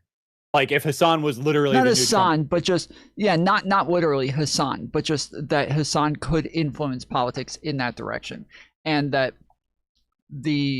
but you need a charismatic leader to be the head of the cult for it to be analogous. Sure, but it does not really. Like even just having no. Even just having people like that in the party is I think is gonna be a negative. Like it doesn't have to be that they actually take over the entire party in order for it to be. That's obviously like part of the thing that people would be afraid of, is that it would continue trending in that direction. But if we disagree with their politics and they're continuing to get more power and more influence within our party, that is a negative in and of itself. Okay. I agree with you that I disagree with Hasan ideologically vehemently. I also agree with you that he is probably a net negative on the party. So we're in complete agreement there. But my point that I wanted to bring up when I came in here was more about, as Pisco puts it, the Hutch class, where I think it's way too much of a focus on Hasan to the point that it's like internet drama. I was watching a video. Yeah, so you were saying that they are part of that. Like making it worse. Like I think but they the contribute. Fox News is going to be complaining about him one way or the other. The difference is that we don't want that to be a type of an attack that's actually legitimate on Democrats. Like we would rather them not have legitimate attacks that Democrats are moving towards socialism, that they're associating with terrorists. Like I agree, and I agree you should push back against Hasan, but like. And this is going to be like, this is probably like, maybe this is, it's probably unreasonable for me to like be this demanding, but like, it's just my feeling is that it feels like it's too much focus on Hasan coming from people who are Democrats. Like, okay, maybe, sure, Josiah is too far in one direction, but I'd rather be closer to where Josiah is than closer to where Hutch is. Do you agree with me on that? Maybe like because obviously like Hutch spends a lot of time on Twitter, complaining about Hasan. Just look at spends a lot YouTube of time channels. on stream. Yeah, it spends a lot of time on stream, like making videos about like him shocking his dog and shit like that. Like, I guess, sure. I mean, like Hutch literally, like, I'm just gonna say it, snarking on Hasan is his job. Like, I think that like that's his niche. Sure. And I think it certainly makes it easier for Fox. Like, you don't think there's somebody at Fox that follows Hutch to get all the juicy Hasan clips?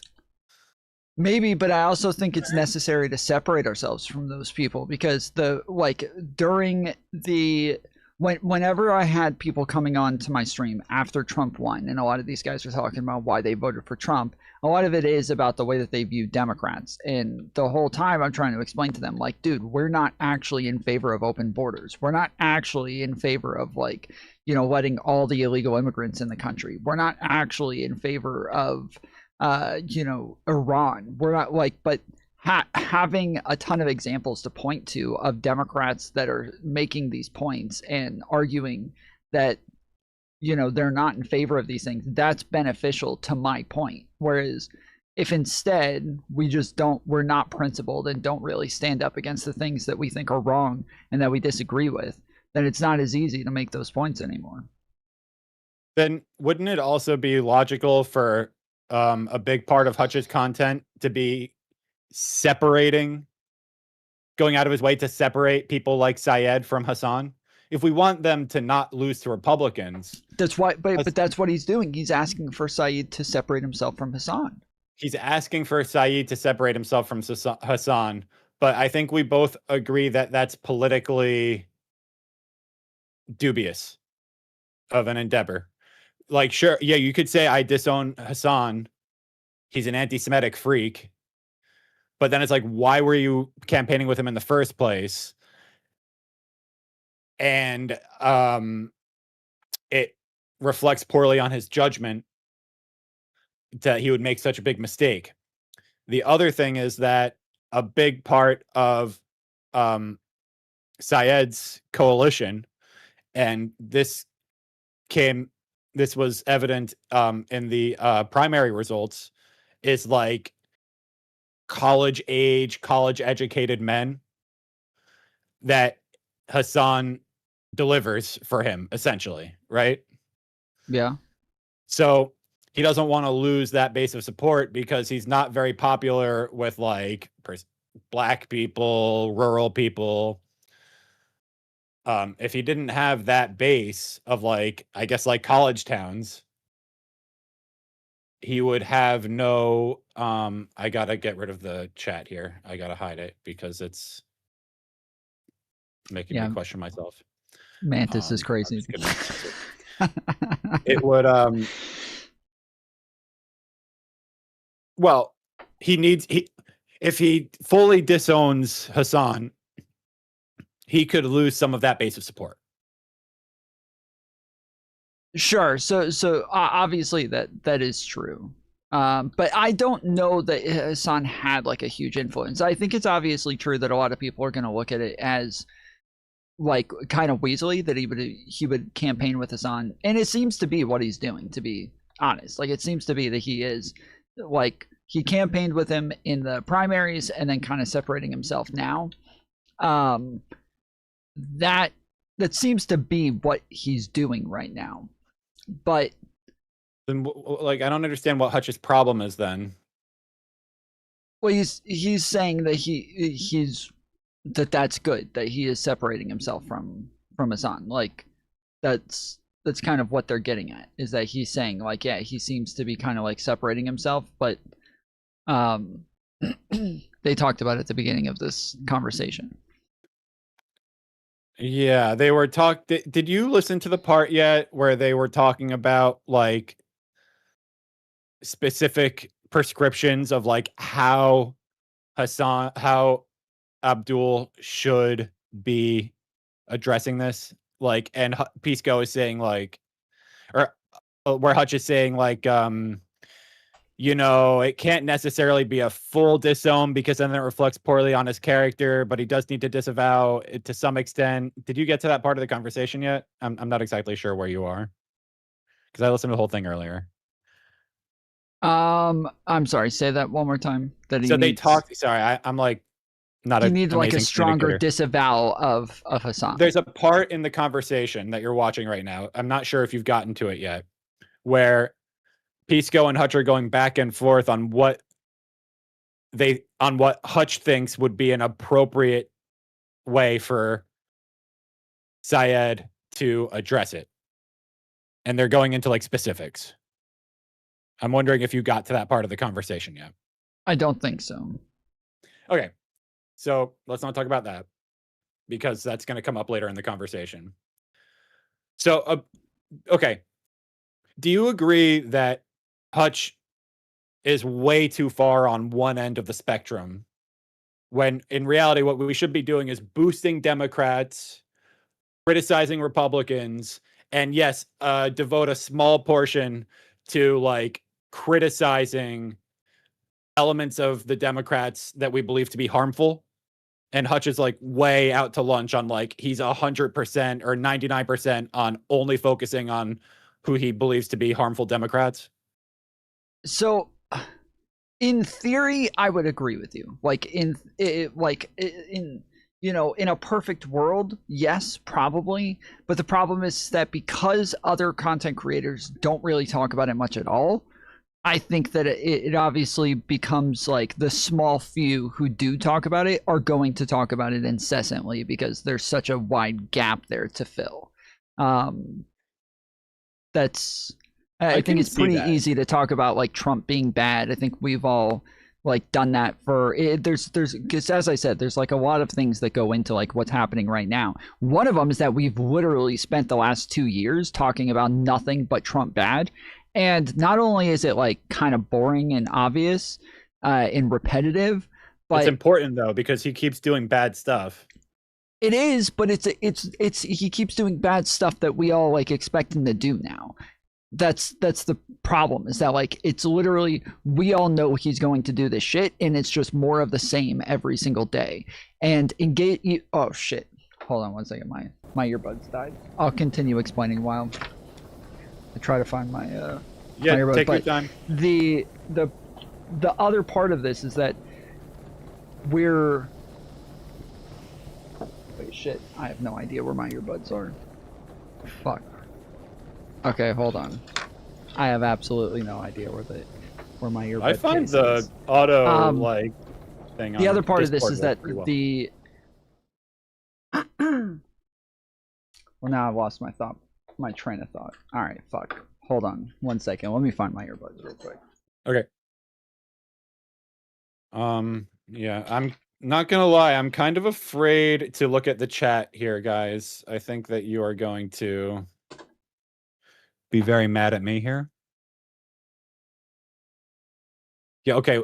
We know the GOP is a bunch of evil fucks, but I think there's also an element of like people becoming desensitized to it and feeling like it's just expected. But like Trump is way crazier than like normal Republicans. Yeah, there's a whole other political party that exists, and there's also room for uplifting Democratic candidates, saying the good things that they do. Like, if Hutch really wanted Syed to win, and maybe I can't talk because I don't make content or like I even really do activism. If Hutch really wanted Syed to win, I'm just talking to you guys in the meantime while I wait for Tom to kill time. If Hutch really wanted Syed to win, he would at least make some videos talking about how great Syed is. How great it is that Syed is in favor of Medicare for all and wants to expand the court and this type of stuff. Okay, but I think he did. He talked about the fact that he thinks that like he wants Al Sayed to win. Didn't he donate to Al Sayed as well? Well, okay, and debates, when he's pressed on it, he'll bring up that he donated to Syed, but his body of work, his content, does not suggest that. Like, if you watched Hutch's content and didn't watch the debates, would you think that Hutch wants Syed to win? Well, again, just based on like what I've seen on Twitter and the fact that I think that I think that it's just kind of obvious that like the reason that people are pressing him is because they want him to win, and they're upset that he's fucking with Democrats' ability to win the majority. Like, I think that's just kind of obvious from everybody. I don't think it's obvious. I think it's understandable and I believe it, but I'm talking like to a naive observer who maybe stumbles upon Hutch's channel. Like, imagine you know nothing about any of this world, and you just have Hutch's YouTube channel in front of you. That's kind of what I'm talking about here. And maybe you shouldn't look at it in a vacuum like that. But like, I see him, he's like the opposite of Brianna Joy Gray, in my opinion, which is my issue with him. Brianna Joy Gray claims to be a harm reductionist. Or, no, she doesn't. But like, she always, I guess my point is she doesn't do anything except for criticize liberal Democrats. Yeah. And she doesn't uplift, I guess she actually does uplift her like preferred candidates, but she doesn't criticize MAGA at all. Yeah. I think Hutch might make one anti-MAGA video in every 20 or 30 videos if you look at his channel. It's mostly like Mehdi Hasan, Hasan Piker. Yeah, but I think that there's a gap to fill. Kyle Kulinski. Like currently, I would say that there's, so on the right, I would say that there's like a ton of channels who mainly focus on just talking shit about Democrats. And that's like all they do is they just talk shit about Democrats. And then there's a few channels who have normally done that, but right now they're focused on Candace Owens. They're focused on how bad she is for the party, how she's like hurting them, that they're like. Do you have an example of this? Yeah, like Andrew Wilson. Andrew Wilson. Well, he had a debate with her, but if I look at his YouTube channel, is it going to be mostly shitting on liberal wokies, or is it going to be mostly shitting on Candace Owens? I don't know. Again, when it comes to like publishing videos, I'm not sure. I think that if you go look at, if you've been watching his live streams though, before he had the debate with her, he had been like, the reason they had the debate was because he kept calling her out and he kept saying like, hey, debate me on this, because he was talking a lot about her. And there are, Tim Pool has done a lot of content on her. There's been a lot of like content creators who on the right who have all of a sudden focused on her, but they're also upset that even I think Ben Shapiro has done a bunch on her, but they're also upset that people like Michael Knowles and other bigger right wingers refuse to talk about her and refuse to call her out more, and so they feel like there's this like huge void to fill, and I feel like that is the case even more so on the right. Or on the left, because I think it's at least been common enough for the people who don't focus on her that they've at least denounced her. Whereas on the left, I think that we've spent the better part of the last 2 decades being hand in hand with the leftists. We were all on the same side. We were all friends. And then now it seems like that's not the case anymore. And so now there's still a bunch of people who are kind of stuck in the past. Like, well, we're all on the left, so we're all on the same side. Like, why would we fight? Like it's a fight for like the future of the actual party. It's a fight for like the actual direction that we go in.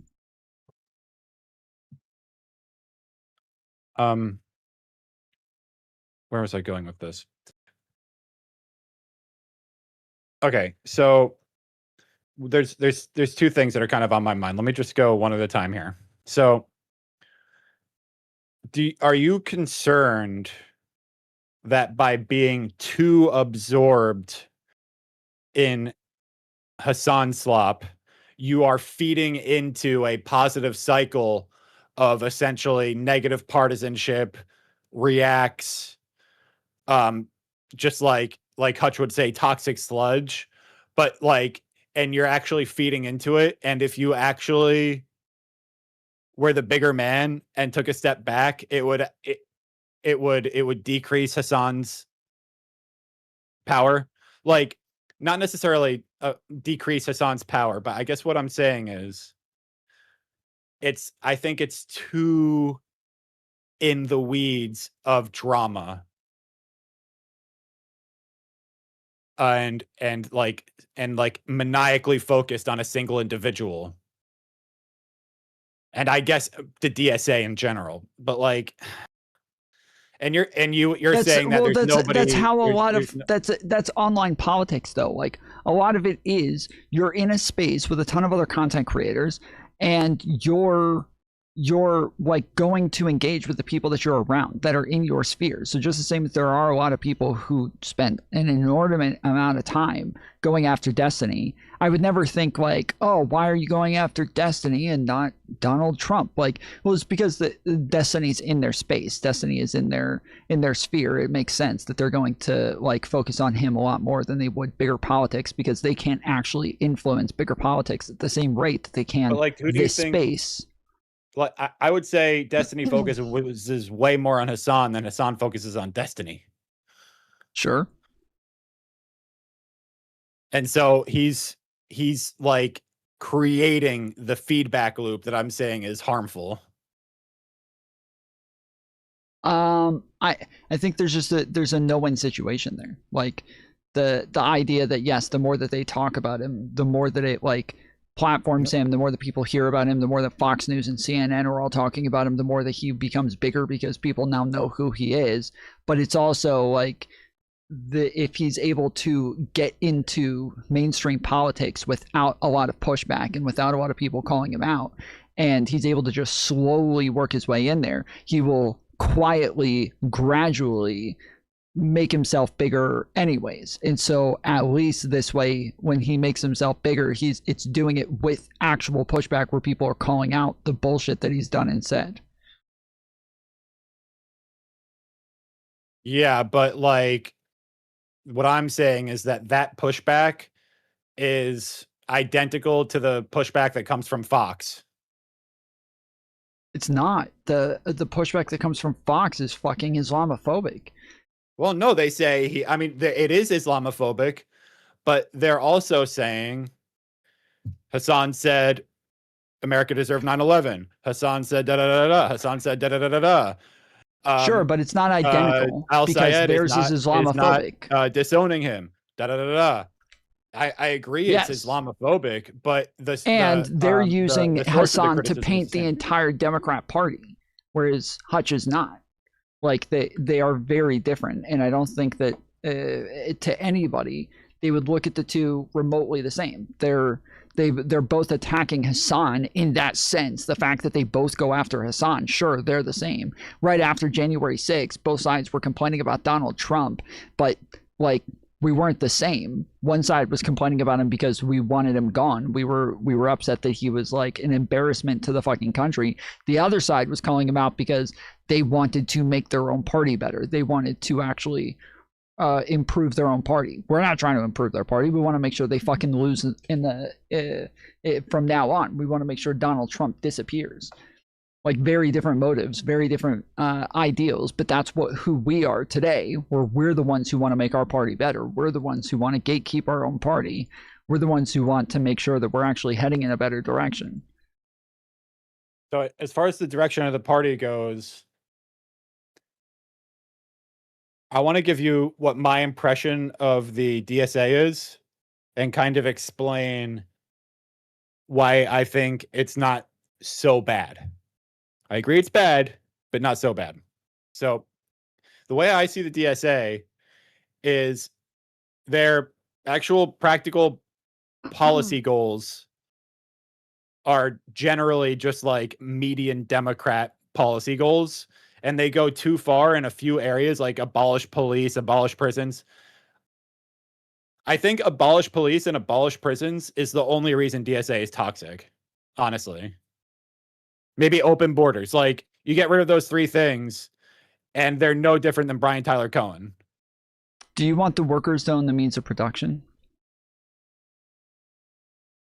Not entirely, but in certain circumstances. In certain circumstances. Do you want the Yes. government to own the majority of major corporations? No. Okay. Do you think that the state should decide on production and like imports, outports, like what different companies make, what they don't make, No. how much of it they make? But is that part of their policy? Are they saying the government should manage the companies or just own the companies? It's part of their constitution. That the government owns the companies or that the government manages the companies? That there is popular control of the companies. So you're saying that the DSA is saying that I can there just should read be it to you real quick. referendums on. I'll just read it to you real quick so you know exactly like what I'm talking about. Okay. So it that would says be good. we are socialists because we reject. So first off, just to be clear, in their bylaws, it talks about the fact that like members, in order to be a member of a charter, the members have to pay their dues and they have to agree to their principles. And that like all charters are allowed to have members as long as those members pay their dues and agree to the principles. And so then it says, for the purpose, it says we are socialists because we reject an economic order based on private profit and alienated labor. We are socialists because we share a vision of humane social order based on popular control of resources and production, economic planning, and equitable distribution. Popular control, you're saying? Yes, popular control of resources and production.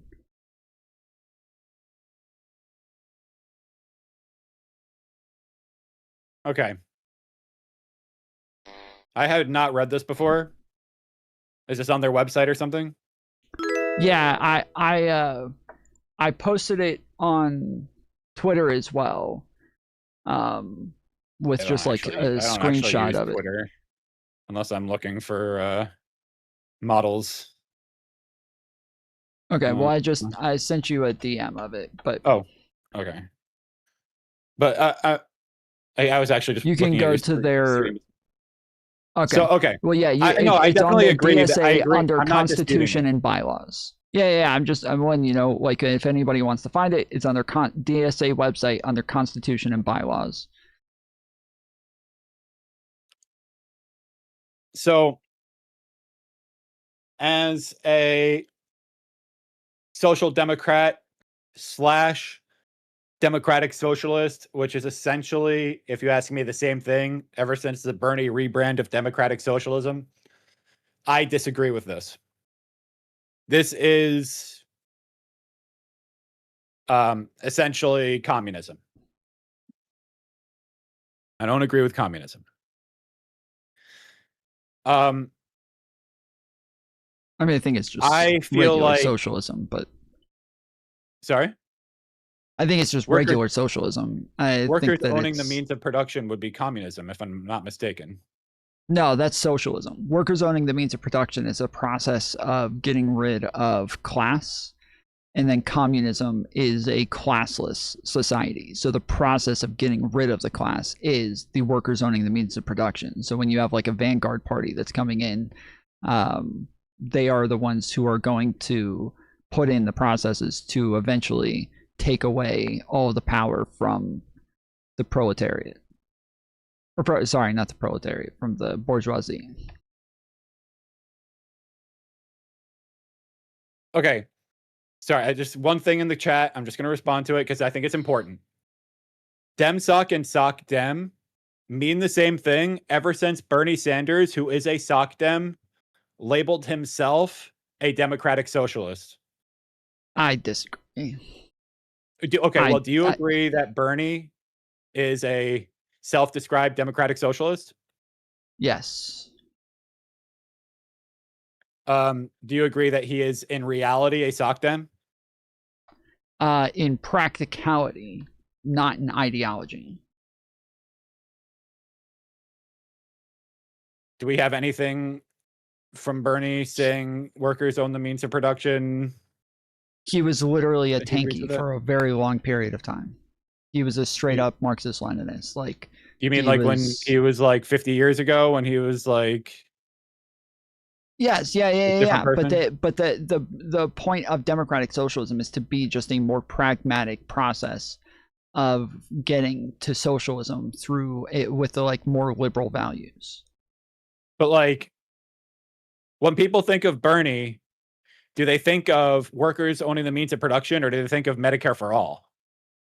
Well, that's literally the same as all DSA candidates, where every time somebody asks them a question about something like Ukraine and Russia, they say, "Oh, I'm not running on that. I just want free healthcare." Like, that's so they're not telling you what they actually believe on No, these they things. do. They're The just, DSA ladies went on Fox News and said, "Yes, I want to abolish police. I want to abolish prisons." Everybody reacted to it. No. Those she's not a candidate. I'm talking about actual candidates, like people who are actually running for office. The majority of these people are not telling you what they actually believe on the majority of these things. They're not even talking about it. They're not even answering questions on it. But so you're saying Bernie's hiding his power level, correct? I don't know about hiding his power level. Like, when it comes to what is actually possible for them to do today, that's the whole idea of like democratic socialism, is they're just like focusing on one thing at a time. But I do believe that yes, his long-term goals are similar to the DSA. I think that if he had the choice of the current, establishment versus DSA, I think he would choose DSA. But I think that it's obvious that they're currently just not all that electable.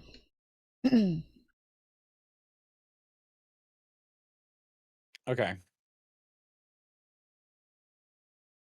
But in reality, in practical reality, let's say, when people think of Bernie, SocDems and DemSocs are both advocating for the same things right now. Yes. they're both advocating for the same things. And when people think of Bernie, they think Medicare for all. Okay. $15 an hour minimum wage, Green New Deal, like the Bernie list of policies,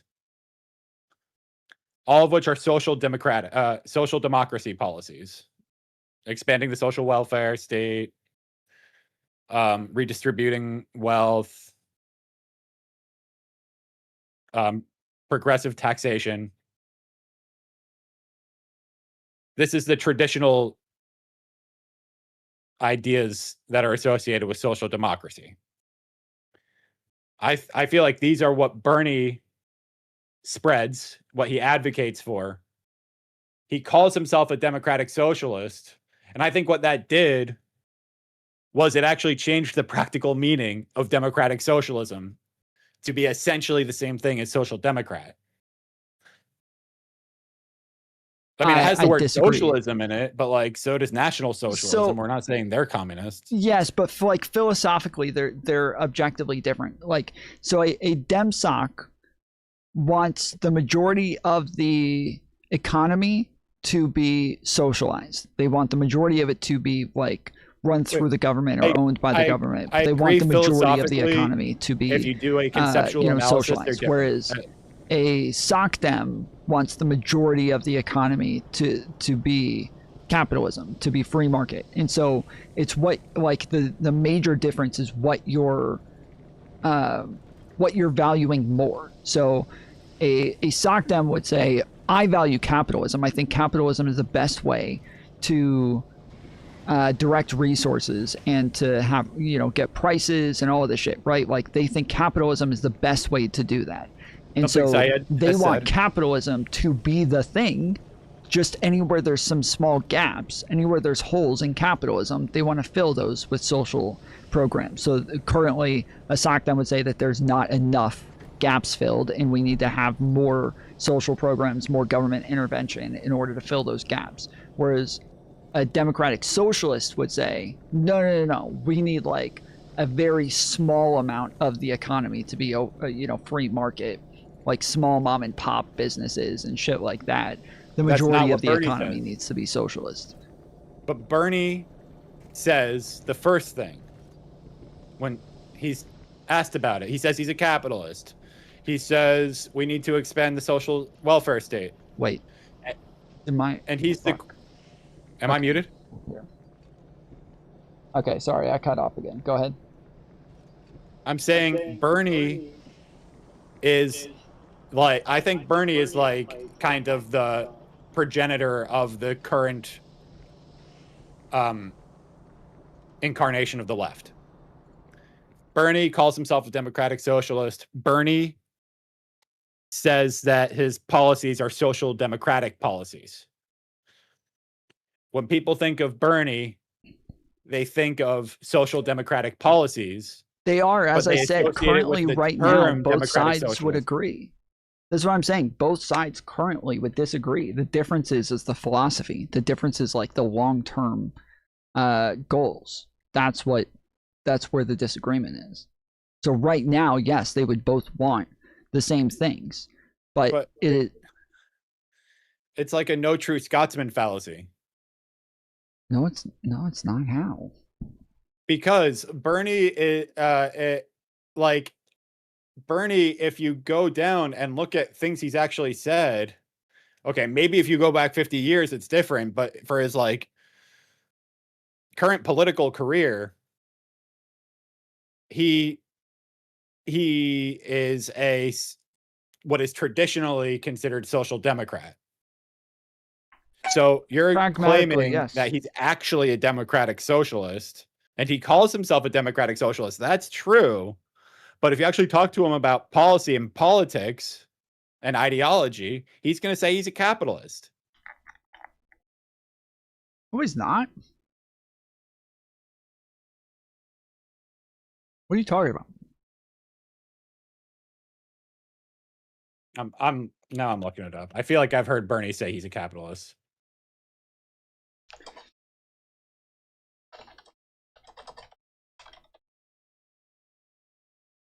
Interesting, Bernie Sanders though, has explicitly stated that he is. Hold on. Bernie Sanders is an AI overview. Bernie Sanders has explicitly stated that he is not a capitalist. When asked directly in interviews, such as in 2015 Meet the Press appearance and historic clips from his early mayoral years, Sanders answered plainly, "No, I am not a capitalist." He has actively drawn distinctions between himself and other politicians, for example, contrasting his views with Elizabeth Warren by noting that while she described herself as a capitalist to her bones, he was not. He instead identifies as a democratic socialist, advocating for European-style social programs, stronger working rights, universal health care, and heavy regulations or taxes on billionaires and large corporations, rather than the complete government ownership of all industry. I mean, yeah, if he... That's social democrat. Yeah, now, aside from not self-describing as capitalist, which I concede on. Yeah, if that's all he wants, I don't know that that's all he wants, and I'm sure that he's been asked this 1,000 times, and it kind of avoids it, the question overall. But when people don't give direct answers to these sorts of questions, that's when I feel like it's not crazy to kind of infer what's happening there. I can see you infer it, but I'm talking about like the practical meaning of these things, the way the terms are used. And I think you agree with this. People hear socialist or democratic socialist, 70% of the Democratic Party or whatever, 50%, I don't know the exact polling, it's some crazy high number, says they self-identify as socialist. They're thinking about European countries, Scandinavian countries, not Soviet Russia, not Mao. And so that's why I'm saying the practical definition of social democrat and democratic socialist are essentially the same.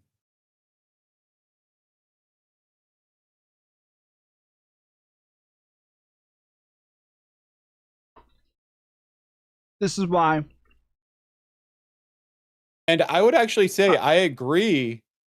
I would say I think it was a mistake for Bernie to brand himself as democratic socialist. He should have branded himself as social democrat. Then we would have an SDA today instead of a DSA, and we'd be in a better place. So I think that was a mistake made by Bernie. But like, if you're talking about like practical policies and stated goals, he's advocating for the European style democracies. Well, I'll say AOC has said that she's a capitalist. I don't believe her. So has Syed. I believe Abdul Syed. You're coming in and out. Are you vaping or something, or is it a connection problem? I'm not sure. Hold on. I said AOC has said that she's a capitalist. I don't believe her. I do believe Abdul Al Sayed. Okay. I mean, like, I'm not like necessarily as deep in the weeds. Has AOC ever said workers' own means of production? Like, I agree she's a card carrying DSA, but like, yes, she is card carrying DSA.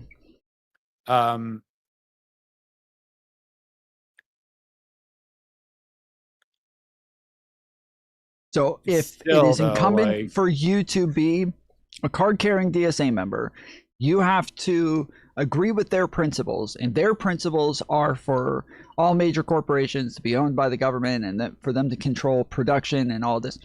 Then I think it is fair for me to assume that is what you believe, unless you are no longer part of that group. If somebody's part of some like white nationalistic group, I wouldn't, and they say, no, I'm not a white nationalist, I wouldn't believe them. I just wouldn't believe them. Even if the white nationalist group had like disowned them while still allowing them to be a member? The national DSA has not disowned AOC. They didn't endorse her in the 2024 or whatever it was. You're probably right about that. I was misremembering. Yeah, they didn't endorse her, but again, she's part of a chapter, and her chapter did still endorse her, and she has also endorsed numerous other candidates from that chapter that she just got elected. 4 other candidates. It's 4 other DSA candidates in New York that she endorsed for the New York Assembly, and then also backing up Mayor Mamdani, helping him get elected as the mayor in New York. Like, they have continued to push more and more DSA candidates, helping them get elected.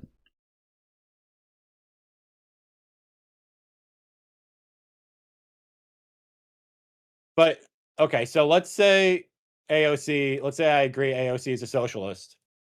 Mm-hmm. Do you think AOC is a net positive or a net negative for the party? It's hard to say right now, honestly. Like, it is hard to say. The more DSA candidates that she helps get elected, and the more influence that they have in the party, the more I start to feel like she might be a negative. Because literally the entire idea of the DSA, the whole point of it is to have more pragmatic politicians to get into the Democrat Party and to normalize like socialism, socialist thoughts, socialist policies, so that they can push more and more socialists into the party and take over. That is literally the open and straightforward goal of the DSA. This is like, they're very clear about this. They're not hiding their power level or anything. They are straight up about this. That's their goal. That's what they want to do. Okay. So this brings me to another thought that I have. I don't love this argument, but I do think it's true. And the idea is there's no fucking reality in the multiverse where workers own the means of production and things are run as a referendum in America. Even if 50% of the Democratic Party is DSA, that shit is not happening. But what could happen is like essentially social democratic policies. So if you're talking about end goal, I definitely agree. Fuck the DSA. If you're talking about what actually might happen if a lot of them get into government, I could see a lot of benefits, and I don't see any risk of the country becoming a socialist, communist dystopia. Well, I mean, part What of do you their think about goals is to get rid of the Senate, get rid of the filibuster. Never happening. Pack the Filibuster, I agree with. courts. Yes, but I'm saying that these things are Packing the courts, I agree with. like make all of this more and more possible. Like But the Senate's so never going obviously away, right? We can No matter how many DSA. Well, I don't know. I think that like the Senate likely is not going to go away, but it is unlikely. It's more likely that they would just like that they would fix it first, which is what most people want. But they don't want that. They don't want to reform the Senate. They want to just get rid of it. And then they also want to like add more rules to make the president like more accountable to the to Congress, which I'm in favor of all of these things in theory, but not if That last they're one could actually the happen. ones who are in. Yes, I mean, again, I'm in favor of all these things in theory, but not if they're the ones who are in power. No, because it like the they ones have that you more disagree like with are the ones that are never going to happen. No, I Do don't. you Why do you say disagree they're that we never going to should, happen? or do you agree that we should get rid of the filibuster? Yeah, sure. Okay, that one could happen. Yes, Do you- hold on. I'm saying. do you agree hold that on, we wait, should wait. pack I'm the saying. court? Hold on, wait. I just told you what I agree with and disagree with. I'm saying that I don't know why you would say that this would never happen. Why would that never happen? Because there's no way there's ever going to be political will to abolish the Senate. Like, I mean, I could look up stuff if I said you're even if they just inclined. reform it, it doesn't. I don't know that it makes that big of a difference. Like But if they reforming reformed it, it, that would getting be rid of the good, filibuster, right? packing the courts. Hold on, you're not listening. No, not if they're fucking in power. No, it would not be good. No, that's what I keep trying to say. If they're able to pack the courts and they're able to get reform the Senate and they're able to do all these things, and they're the ones who are in power in the Democrat Party, no, that would not be good. Why? Because you're acting like they're not capable of doing these things. They would be capable of doing it in these scenarios. But like let's say that they did those three things you mentioned, which is pack the court, abolish the filibuster, reform the Senate. Mm-hmm. Then the next step is abolish the Senate. No, just keep the Senate. It's like if they have the Workers' own means of production? majority, if they have the majority to where they're able to more easily pass legislation, they're more easily, they're able to pack the courts to where there's people who are more amenable to their ways of thinking. There's like there's no filibuster anymore. There's like a more proportional Senate. That means that they will have a disproportionate amount of power in Congress and in the entirety of the government institutions. Why would it be disproportionate?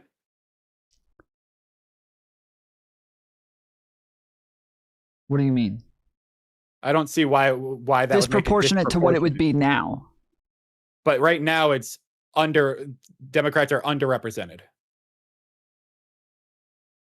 I don't know why what that has to do with anything. So I'm saying if they reform it from being underrepresented to correctly represented, it's not disproportionate.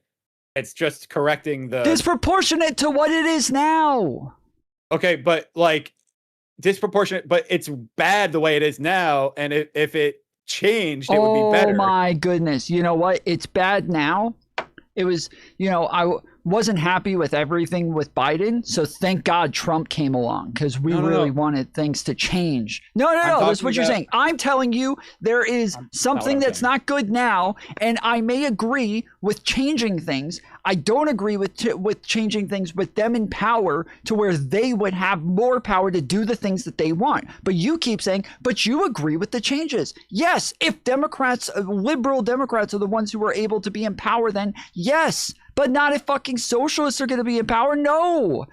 This isn't complicated. If they're able to have power in Congress to where all of these roadblocks are removed, they're able to do a lot of things more easily. And you're still acting like, oh, well, they wouldn't be able to do any of these things. They would need the presidency. Yes, correct. And it's another thing. Well, I mean, maybe, somebody but that's that extreme is not going to win president. What do you mean that extreme? Unless they're really hiding their power level very well. That's the whole point of the fucking their existence. Like, I don't think a president in AOC is abolishing the Senate, even if there's majority of DSA in Congress. Hold on, you keep doing this. Abolishing the Senate. I've said they can just reform the Senate to where there is proportional representation, and it would still be the same. It would be disproportionate. But you're not saying that's the now. extent of it, right? You're not saying that that's the extent of it. You're I saying that they would go things. farther to achieve that. I named numerous things that they would be able to do, and that would make there less checks on stopping them from making it to where, yes, the workers could own the means of production. This isn't something that I think is going to happen immediately. This isn't something that I think is going to happen overnight. This isn't something I think but we're talking about the direction that our party heads in, and like the normalization of terms, the normalization of certain labels. And so that process of, like, you know, stopping those things, that would happen now.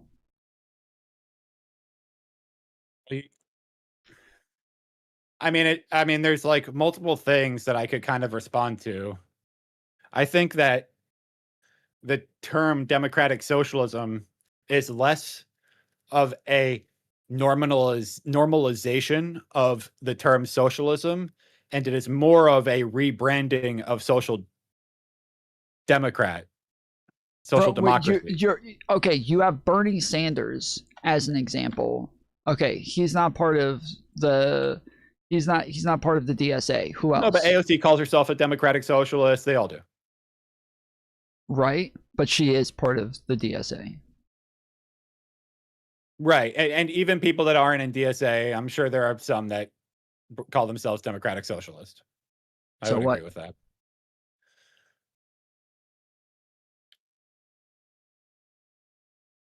I'm not sure what you're afraid of, because when I say, I just told you, I was very specific. Okay, so here's what I think you said. You said you would be in favor of some of these reforms, but not if the DSA is in charge, because then they would go further and do things that you don't agree with. Correct. Okay.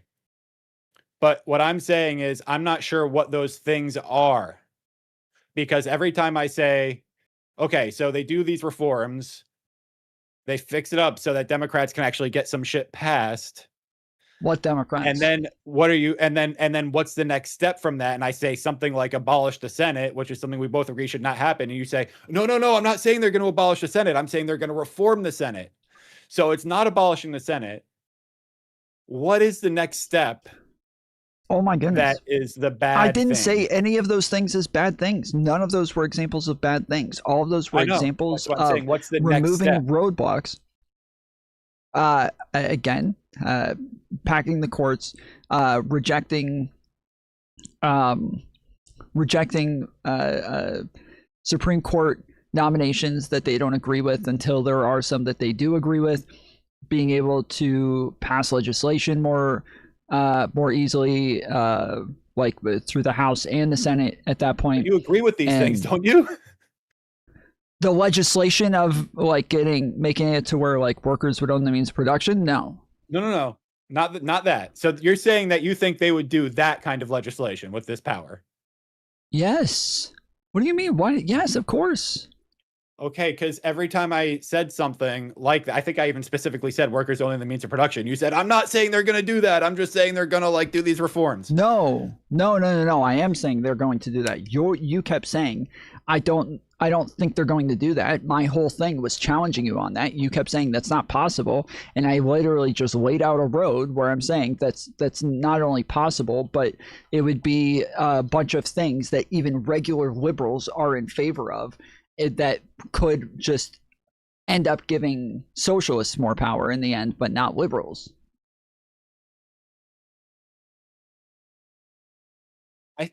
Okay. I agree that there's a possibility that these negative things could happen. but I put that at a very, very, very low probability. But I think there's a relatively significant probability that we do get some good reforms, such as the ones we've been talking about. And the reason Did for you that see is my debate because with they actually Pisco care about these recently things. on Did I Prime what? Kai's panel? Yeah, I watched it. Yeah.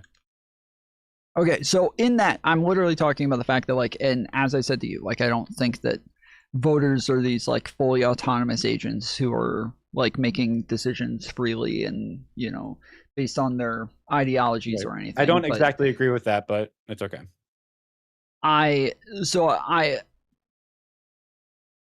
think that the normalization of the term socialist is the problem. That, like, when we just watched like a whole video the other night on what democratic socialism is and like the whole process of like how democratic socialism came to be, and that like look up the term democratic socialism. Anybody can Google it. It'll tell you that it is like the government owning the majority of companies. Like it's that it is a type of socialism. It is a form of socialism. And so this isn't the idea that there's all of these people who are identifying as socialists. It's 1/3 of the Democrat Party identify as socialists.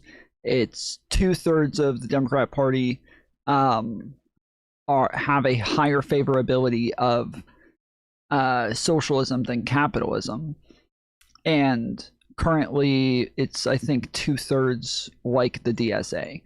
So we're like when we normalize these terms and people start identifying as socialists, and then you have leaders who are saying like, yes, these are the socialist policies, this is what we do with socialism. That is like the process of getting people on board with, I think I can bridge the gap socialism here. Call me crazy, call me hubristic, hear me out. Do you okay? Well, I'm going to start off with a question. Do you agree that there should be more government control of a few key select industries, such as health insurance, maybe more involvement with oil companies, energy production? There might be some other ones that I'm forgetting, but like there would be certain sectors of the economy that it would be better if there was at least more government involvement in. Possibly, sure. So you can't even agree full-throatedly that there are some sectors of the economy that would be better with more government involvement? You're not even prepared to like say that? Just the outcome in and of itself would be meaningless, because the process of actually doing those things is normally what people are against, not just the outcome.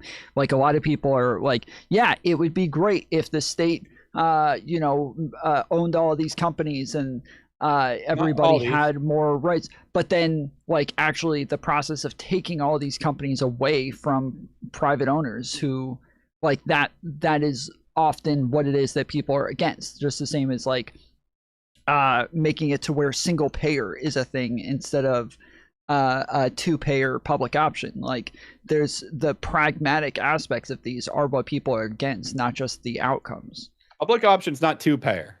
Public option would be multi-payer. There would be I meant tons of multi-payer, insurance not two-payer. companies competing in that I meant secondary multi-payer, market. not two-payer. Okay. So there, okay. It's been done in liberal democracies before. England, I'm pretty sure, I could be wrong, doesn't have a public option. Okay. I'm looking it up. England does not have a public option in the sense of, this is AI overview, in the sense of a government-run health insurance plan available alongside private coverage. Instead, the country's healthcare system is entirely publicly funded through the National Health Service, which provides free at the point of use care to all eligible residents. Yeah, they own all of the health, like they own all of the hospitals, they own all of the doctors' offices, they own they own everything within like the health industry. They own all of it. It's all government owned. So by this with this example, I think it's a plausible argument to say England is a democratic socialist country.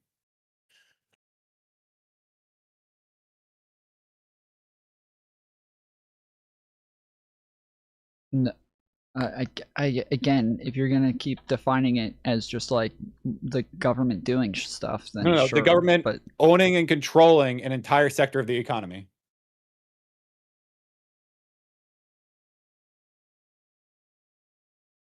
that I don't like DSA. It's a bad ideology. That's what's But happening in really, England. if you look at Bernie, a democratic yes, socialist but that's is not the same democratic as a social socialism. Is democrat. not just And owning if you and really controlling think about one it, sector social of the democrats economy. aren't scary at all. Yes, I agree. I agree. This is where I'm trying to bridge the gap. I think maybe Bernie labeled himself democratic socialist because he actually agrees that there should be more, and it's not the exact same, but there's a plausible argument that you would label yourself democratic socialism because you think there should be more government control of certain sectors of the economy.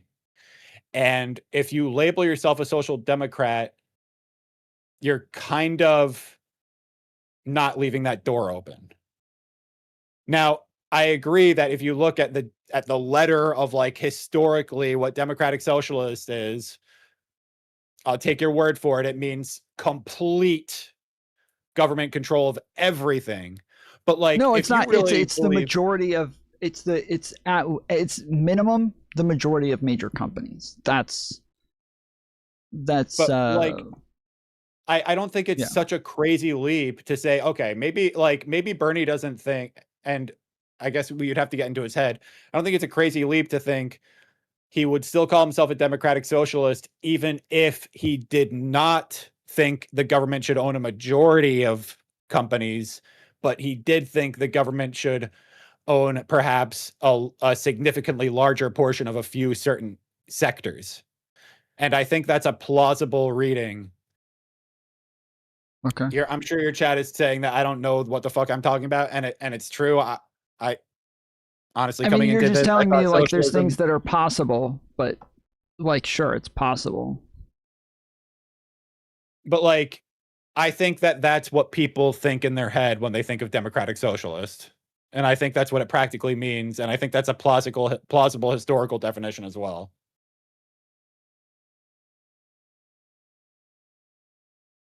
Okay. Yeah, I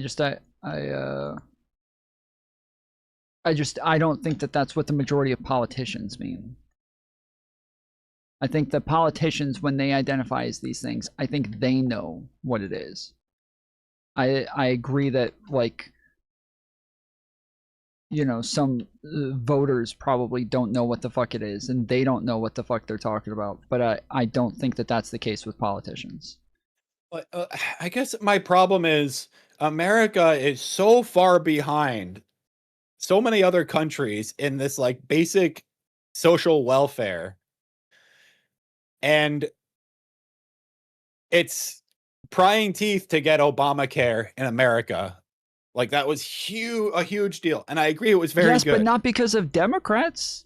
Not because of Democrats, though. It's like Democrats are already, liberals are already on board with these things. Like, this is the major problem that you're telling me, like, hey, Bernie Sanders identifies as this totally different thing than all of the liberals because he agrees with them on all of these things. Well, I mean, he wants like, you know, he wants single payer. That we should have He single wants payer. single payer. Yes, he wants single payer. So it's a little bit different. But the point that like they want a public option, or they want like to expand the ACA, they want more free healthcare, better healthcare, for more affordable healthcare for Americans. Like those are things that liberals already agree on, and Well, depending on where you are in that spectrum, it still leaves us woefully behind the rest of the world.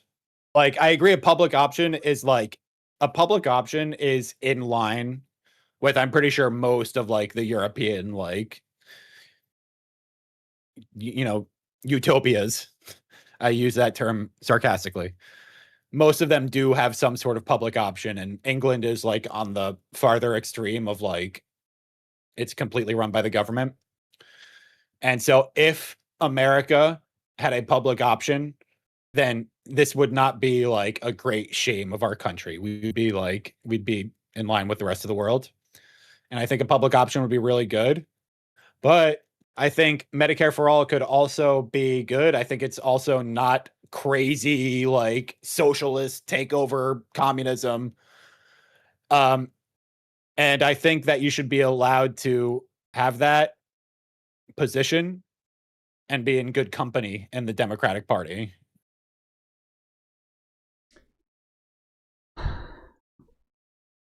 Okay.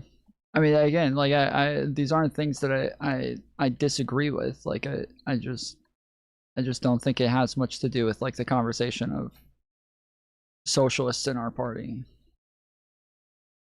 Well, okay. And I think I saw somebody else in the waiting room. You also want to watch the video. So I don't want to waste any of your time. Unless you're telling me you're really liking this conversation, it's great engagement. I just want to maybe end on this, bring it back to Hutch. In your ideal world,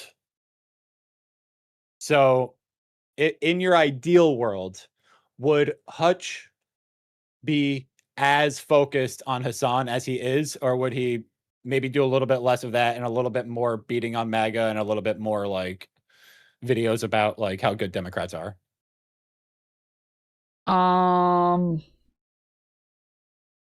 Say nothing else. I mean, changed. I guess, yeah, nothing else changed. I would say that like this is probably I would say that he's on the right track.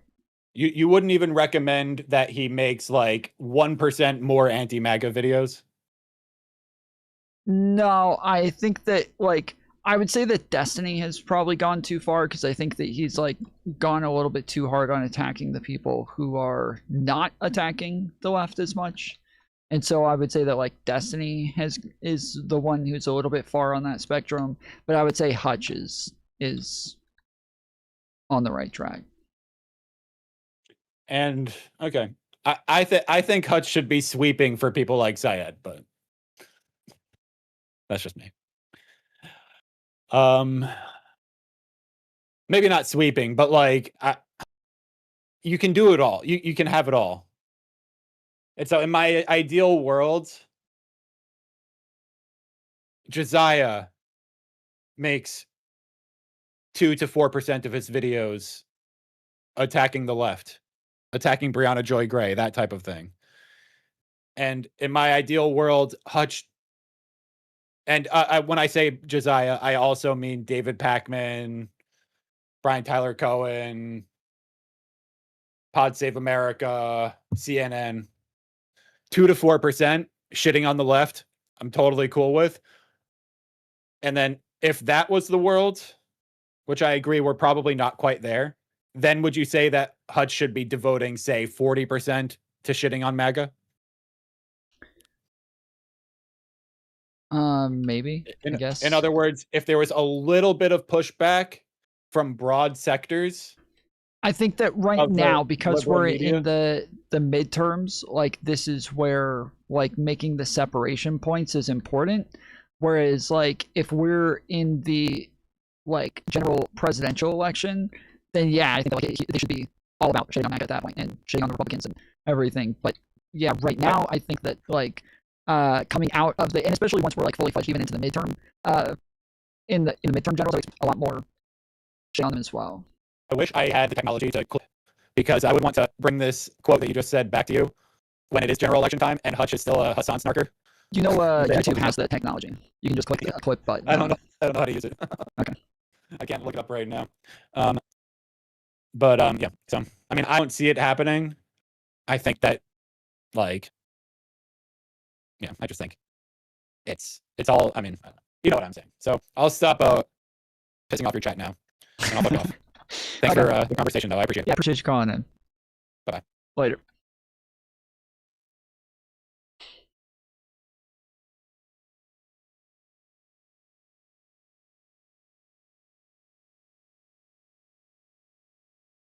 Probably do want to go back to the video pretty soon. If you wanted to get into like a longer conversation, we might save that for later.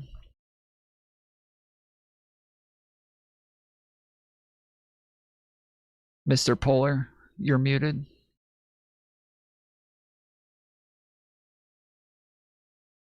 I was on mute. Can you hear me? Yeah, I hear you now. One second. I need these change. That's better. So what up? Why is it that you don't like workers owning the means of production? I keep hearing that come Wait, up did a you hear lot. what I said just a second ago? I did not. I was saying I do want to get back to the video. If you wanted to get into like a longer, more in-depth conversation, I might come back to you a little bit later so I can try to finish the video. Okay. I probably won't be Or awake, if you but if it's like a quicker conversation, we can do it it's now. just really Or quick. you, we I can. just wanted to figure out this focus on like why do you not like the means of why do you not want workers to own the means of production? Like why is it a big thing for liberals right now?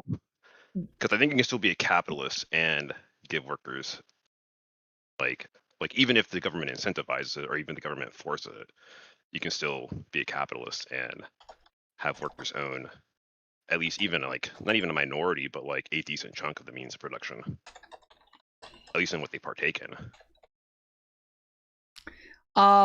So I don't have an issue with like obviously if a company wants to start up like a co-op or something like that, I don't have an issue with anything like that. But I do obviously when it comes to like private property rights and individual rights and people owning their own but we don't even really have those their to own begin companies. with in America in terms of like in terms of private property rights.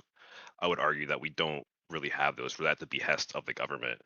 So why wouldn't the Because government of just use it to redistribute? companies that have gone public? They're not companies that have gone public. Like, for instance,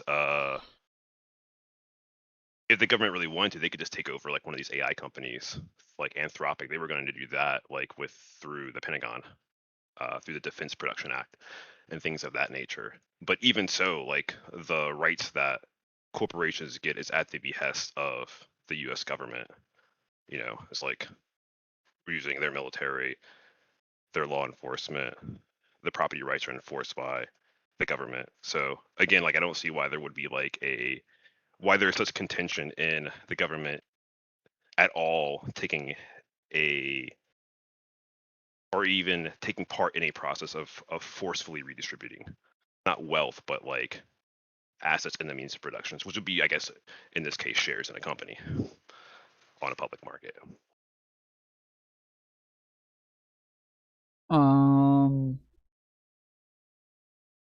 Wait, just shares? Wait, that's not if they take the shares, how would that be the workers owning the means of production?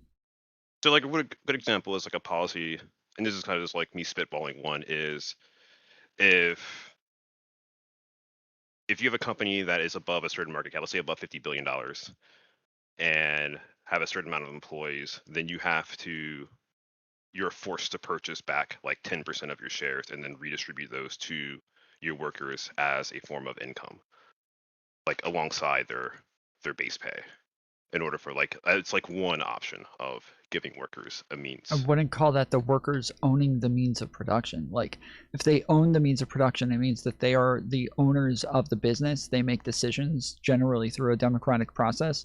When you're talking about like raising their pay through these other means, I think that that's fine. They would have, I don't know shares, how much they I would would. voting. They would have voting shares on the company, and I would also like nullify like the super voting shares, like the 10%. things that, like Zuckerberg. 10% would not be them owning the means of production either. That's like, enough. That's enough That's enough in order to vote out. Like I think Disney only needed like 5% in order for Roy back in like the early 2000s to revolt against Eisner. Like it's enough to start with. I would say like the 10%. Like if the government forced 10% for a company that's over 50 billion. Maybe. I guess I would have to think about it more. I don't know. But that's never like what I think anybody means when they're talking about the workers owning the means of production. So that's generally what they mean, though. That's what it would materially look like, is workers owning shares within the company. No, I think they mean full ownership of the company by that at least the state technically would own the company, but the workers would have either control directly through a democratic process, or they would have control just through the state because all voters are voting for politicians through the state. But it would generally be one of those two mechanisms that they would own the means of production. But that would materially work through shares within the company. Like you would still have a C corp. Like I don't think anything would like if they have shares. I think no, but I most mean of like these people want to abolish the you're stock market. Like I don't think like let's be like pragmatic about this. Like so, I'm just trying to like the steel man. Oh, let's be pragmatic about socialism. I'm just kidding. Like pragmatic about how they would accomplish this, right? So like, if you were to want to give workers the means of production, the easiest way is to give them shares within the company to the point where they have a majority control. So okay, yeah, like if a company's over a certain size, the government then has to redistribute 60% of all shares down through the workers. You know, like I don't see there being that big of a deal in ultimately doing that, like from like a long-term perspective. Yeah, I mean, I'm gonna give you the same answer. Like, I would have to think about it. I don't know that like that's what most of these people are advocating for, because I think the majority of them do want to abolish the stock market altogether. But like that in and of itself, I don't know that I would necessarily be against it in any meaningful way. They want to abolish the stock market? Yeah, because they don't want outsiders owning the business through capital. Like they wouldn't want other people who aren't using, because it's exploitation of their labor, right? So if their labor is being exploited through other people owning their labor. I mean, like an old leftist movement, but I mean, like you can't do that today. Like, it's just not possible. Well, all of the DSA people that like or pro DSA people that I've spoken to recently are kind of using the same rhetoric. So that are literally advocating and calling like all companies, all of capitalism being exploitation of workers' labor. I mean, you get to abolish all international markets, but I don't think that like that's what I'm getting at is like China, which is the last bastion of communism from the Cold War era. They don't even do that. Like they have markets. Sure, but nobody would call them communist either, or socialist. Like they're pretty. So you think that like there's a pathway for the DSA to transform America, which is like the world's bank, into a state that is more communist, so to speak, than China? I don't know. It just No, but first off, regardless, whether even if they had those expectations, that would be part of an analysis. I don't have to think that some guy actually has to have the ability to make like a Mike Collins running in Georgia. I don't have to believe that this guy's actually capable of, getting an ethno state in order for me to be against him being part of the Republican Party or part of my government, because he seems to be a white nationalist and associates with white nationalists. Like, I can still be kind of against the dumb thought processes that they're advocating for and the philosophy behind it. Though. It's significantly different than, say, like them having bad economic takes that will eventually be reprimanded by the market itself. So, I mean, like, in terms of like Mike Collins here running in Georgia, those people are making pragmatic arguments for their beliefs as well, though. They're making arguments about like, people have these in-group biases, and that we would have like a more prosperous society with higher trust if we had people who looked like you. I mean, like, I don't want to get too far. I don't want to get too far into that, but like ultimately the way that I'm saying that it's about some sort of outcome. I'm saying that they're making like a utility argument just as well, and it may not be just like a valid. But it's a pretextual utility argument, because all the Republicans want to do is raid the cookie jar, and that's what they're going to continue to do as long as you let them in power. That's what they've been wanting to do ever since they're around. They raid the cookie jar and they give the money to their rich friends.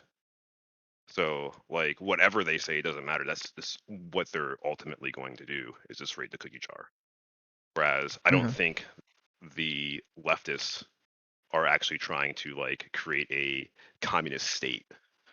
They'll attempt to try to produce more socialist outcomes, and that'll take the form of, say, like as I said earlier, like giving workers like 8% of shares within the company so that they can vote out. They can have a person like on the board, in the boardroom. They can like have a say at the seat of the table. They can have they can have a material outcome on the corporation, like on its corporate directives. But it seems like liberals just completely disagree with that. I don't understand what it is. Like, I mean, again, that's not a thing very, that's ever suggested by any of these things. So like you're bringing in something that is never recommended. It has been totally suggested by Bernie. Like, I think you guys were talking about Bernie earlier, but he has totally suggested just having like a law in place that forces there to be a worker advocate. Like, if there were to be unions, which unions do, where stock you have, buybacks. Not from a stock buyback, by having a literal on the board of directors, a permanent seat for a worker, someone who is a worker of the company is on the board. Yeah, I'm pretty sure he said instead of them doing stock buybacks that they would distribute those among the workers. Yes, that as well. But also just the permanent board seat for workers, which they really don't have. And even the companies I knew that do this is kind of like a sham. It's like a workers advocate who represents the workers. And unless it's like a union who is sending that representative to the board, then it really doesn't have that much of an effect on the corporation. And I think that's kind of like what the material outcome must be. But it seems like liberals, as I said, it seems like they are kind of against this. They're fighting this over like this, I don't know, just rhetoric. But it is something to think about. Okay. I'll think about it. Oh, okay. Love you.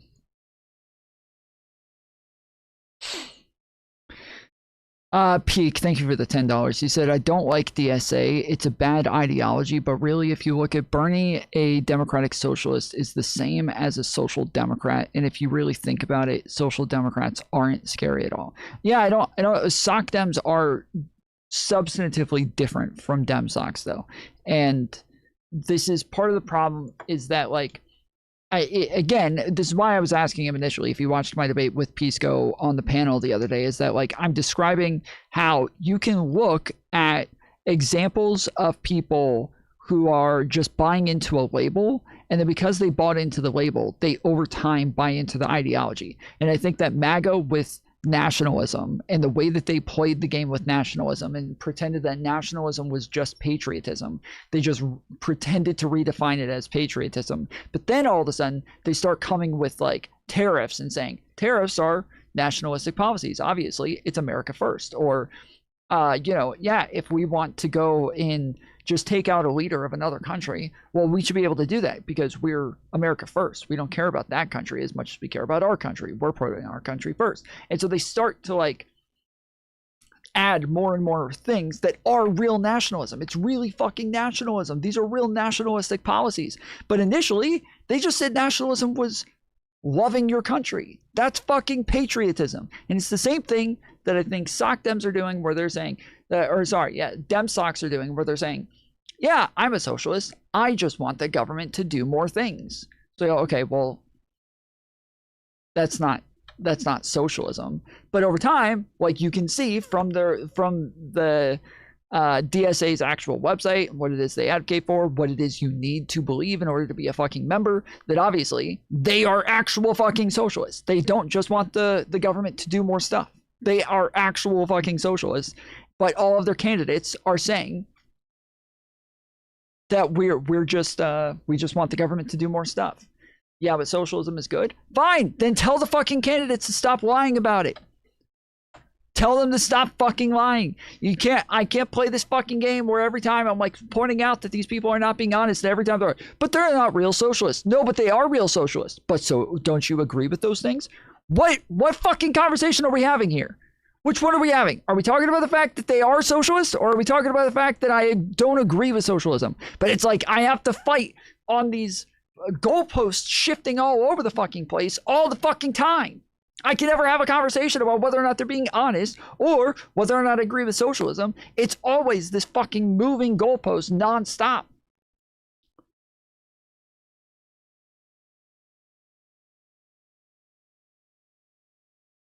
We tried capitalism for a good while. Turns out it's ass cheeks. Yeah, it turns out it's just like been the most effective saying it, lifting people out of poverty has created one of the most peaceful times in human history. Has, oh my goodness, did they actually fucking destroy my tank?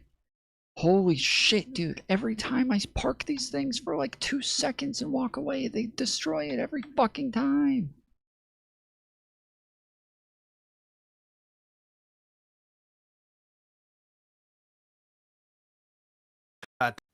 Magnitude of it, I'm gonna be like, I don't really give a fuck if it's like a point, whatever minuscule bump, right? It would need to be some amount of significance. But yeah, in general, I could understand some value. Again, we can have disagreements on the amount there, but the same thing is reflected back at you, right, Hutch? Because if El Sayed overperforms, that's pretty, at least decent evidence, maybe, that maybe this isn't the kind of negative effect that you've been talking about, right? See, I said this at the beginning, that like I think Pisco's gonna say that if, as long as he wins, that it may not have been a negative, that it wasn't a negative effect. Whereas like, I think it's, to people who disagree with the ideology and disagree with the way that it's going to paint Democrats, it's going to be a net negative one way or the other. Like him losing is one major part of this. People losing in the future is another part of it. Us just like disagreeing with this being a way to paint the party is a whole other thing. Real quick, we got 10 minutes left on the clock. We got $10 on the goal. We got to get $15 more. If you want to donate to the channel, use the tips link pinned at the bottom of chat. We use the tips link pinned at the bottom of chat because if you donate through that, I get 100% of the donation. If you use Super Chats or YouTube, they take 1/3 out of every single one. So I end up losing 1/3 of the money.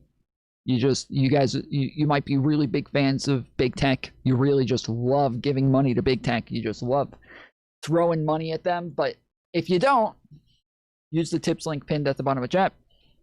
I also accept PayPal. Or sorry, the tips link uses PayPal, but I can also accept Cash App as well. I think it's $ Tom Foolery Show, I believe. And if you send it through there, we can still read your message on stream.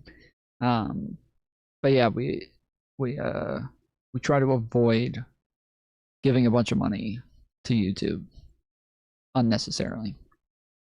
Compelling evidence that a victory, a convincing overperformance by El Sayed, if that occurs. And again, I don't think it's likely. I want to stress, I don't think it's likely to occur.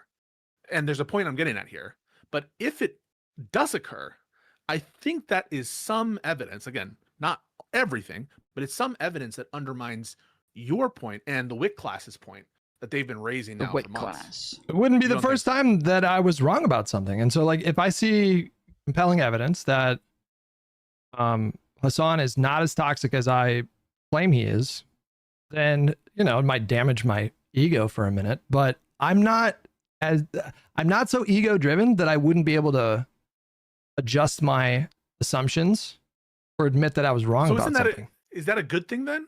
So, but like you that's what I'm meaning. Like, it's not just you desire it to have a negative effect on the general election, just not enough that it overcomes the victory. I grant that. So, I think that's at the heart of this, right? Well, hang on real quick. The reason you feel that tension is because you want to be right about that, right? You want to be right because you want it to have a negative effect, because you want hang on effect to be there. Hang on. Well, I mean, listen, everybody's got a little bit of ego, and so I'm not going to tell you I'm a fucking Buddhist monk who's No, I don't. Like, sorry, you misunderstand. I don't mean like that. I mean like you want the Democrats to push this guy out, and part of your case for that. You mean Hasan, right? Not El Sayed, right? Yes, Hasan Piker. Yes, I'm sorry, Hasan Piker. Yeah. You want us to push him out, and whatever that means again, in the 10 coalition stuff. But that case is undermined if he actually doesn't have a deleterious effect, of course, or noticeable effect. Right. Of course, but I think the disconnect here, Pisco, is that I think we already have so much evidence that Hasan Piker is toxic for the Democratic Party. Like, maybe not in D plus 30 districts in New York or whatever, or maybe the harm there is like much more contained, such that I wouldn't necessarily like panic about it or anything like that, or be like overly concerned about it. But I'm not worried about this election or these outcomes undermining some position I have, because I think the jury is not out about Hasan Piker's toxicity. Like I think we just plainly know that already at this point. And so I'm just not thinking about it. When you say like you want this outcome to happen, all of this to me, Pisco, all of this has been so predictable. It's been so fucking predictable that the right-wing media apparatus would weaponize someone like Hasan Piker to try to hurt a Senate candidate. Like they were obviously going to do this. And so, you know, they're doing this because they know he's toxic. And so, you know, that's where I'm at with things. I'm not in my head like rooting for to be like proven correct. I'm not on the proven correct thing, but you are hoping that it does have a toxic effect. I don't think I agree with that statement at all. Like I don't think any of this is like ideal for the party. So I take issue with the. If someone does associate with Hasan, you want there to be a negative consequence. That's part of the silver lining. It's not that I want no, but here's the disconnect again. It's not that I want there to be negative consequences for Democrats like running in these kinds of races. There just are negative consequences for this, as we're plainly seeing right now. You also desire them to be, right? It's two no, things, right? No. I don't like that framing at all. I don't want any, because I don't desire for any of this. I don't desire. Then why would it be a silver lining if you don't desire it? Why would you want a close shave victory, or why would it be a silver lining if you lost? If you don't desire there to be a negative effect. Just because something has a silver lining doesn't mean that you desire it to happen. Like if I got cancer. Yeah, generally when you talk about a silver lining, it's something that you say, it's something that is undesirable, but there's at least some good outcome. Generally when you say silver lining, you're saying this is a bad thing, but at least X, Y, and Z. That is what like a silver lining is. Tomorrow. And then went through like a horrible experience, and I thought I was going to die, and I came out the other side, and I had this new profound, you know, perspective on and gratitude for life. That doesn't mean that going through the awful experience with cancer is something I'm rooting for. I'm finding the silver lining. No, I agree, but like all else equal, let's say that cancer helps you find yourself. If someone asked you, okay, would you do cancer to find yourself? You'd be like, no, obviously not. But if someone says, okay, all else equal, would you want to find yourself? It'd be like, yeah, right? Sure, yes. Yeah, that's what a silver lining is. If someone gives you like a false cancer diagnosis or whatever, it turns out you didn't actually have cancer, and you found yourself in that time, you're like, oh, wow, that's like awesome, right? So here, if you could have your cake and eat it too, El Sayed wins, but you find the equivalent of find yourself here is a negative effect with associating with Hasan. You would desire that. It's not just that it would happen. You want that. I don't know. Why do you? This is your whole position. I don't. No, it's not. I don't desire any. I don't know why Pisco's doing this. Everything that he just said, he didn't delineate from what it was that Hutch said just a minute ago. Am I crazy? Did he delineate that at all, or did he just repeat himself? He just repeated himself, right? He just repeated the same statement that he made right before this. He didn't actually delineate it in any way whatsoever, right? I'm not fucking crazy. Pisco is clip farming.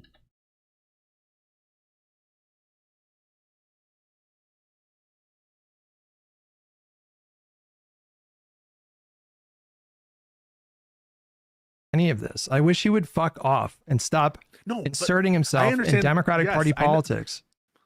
But part of getting him to fuck off is getting people to realize that he is a negative effect, right? And that's only going to happen if it's shown. It's already happened. Like we don't need to like wait any longer to know that this guy is nothing but a detriment in these kinds of races.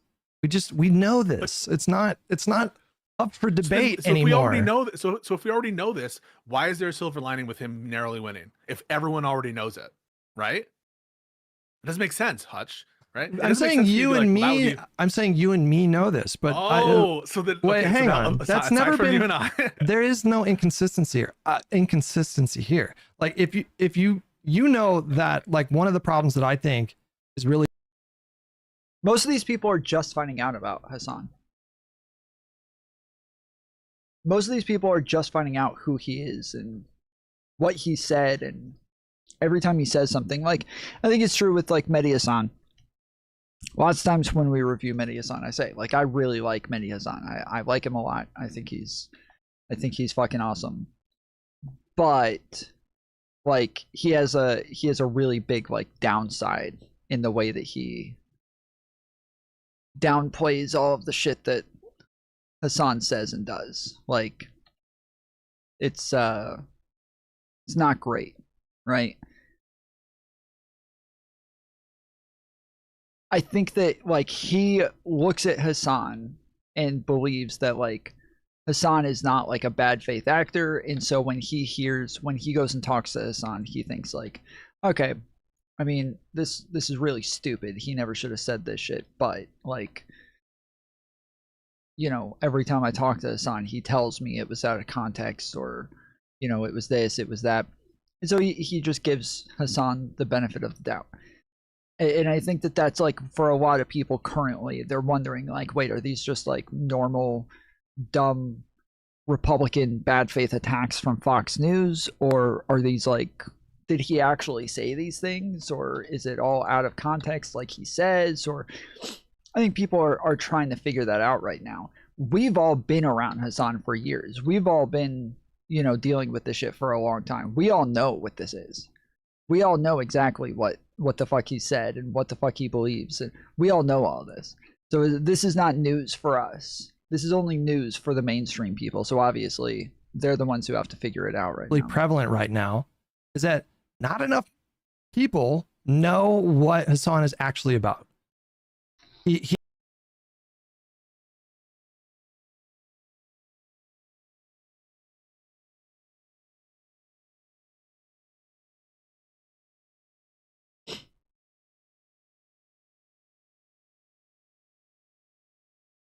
All right.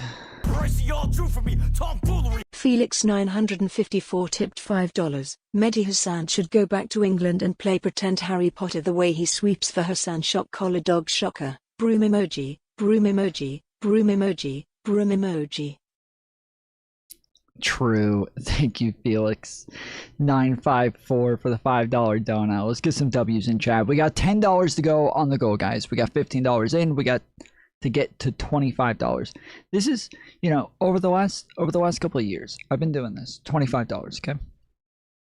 While averaging like 20 fucking viewers. We hit these goals all the time, fairly easily. Now all of a sudden over the last, you know, month, I'm averaging like 100 people and still somehow can't hit fucking $25. What is happening? What the fuck is going on, guys? You hate me. I have more hate watchers is what it is. That's what it is. Broomham are all coming in to hate watch.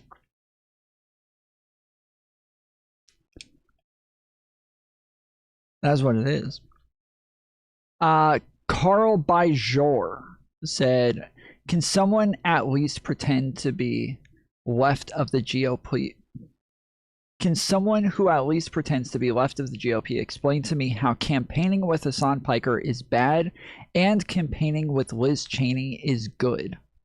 Hunter Kozak, my boy, my mans, he said campaigning with Liz Cheney is not an endorsement of her views. It was very clearly not meant to situate her goals with Kamala's. Rather, it was an awareness to her base that being against Trump is necessary for our country to survive. $5. Thank you, Ham Flask. Let's go. Let's get some W's in the chat. Yo. Thank you. All right, I think it's the $20 out of 25.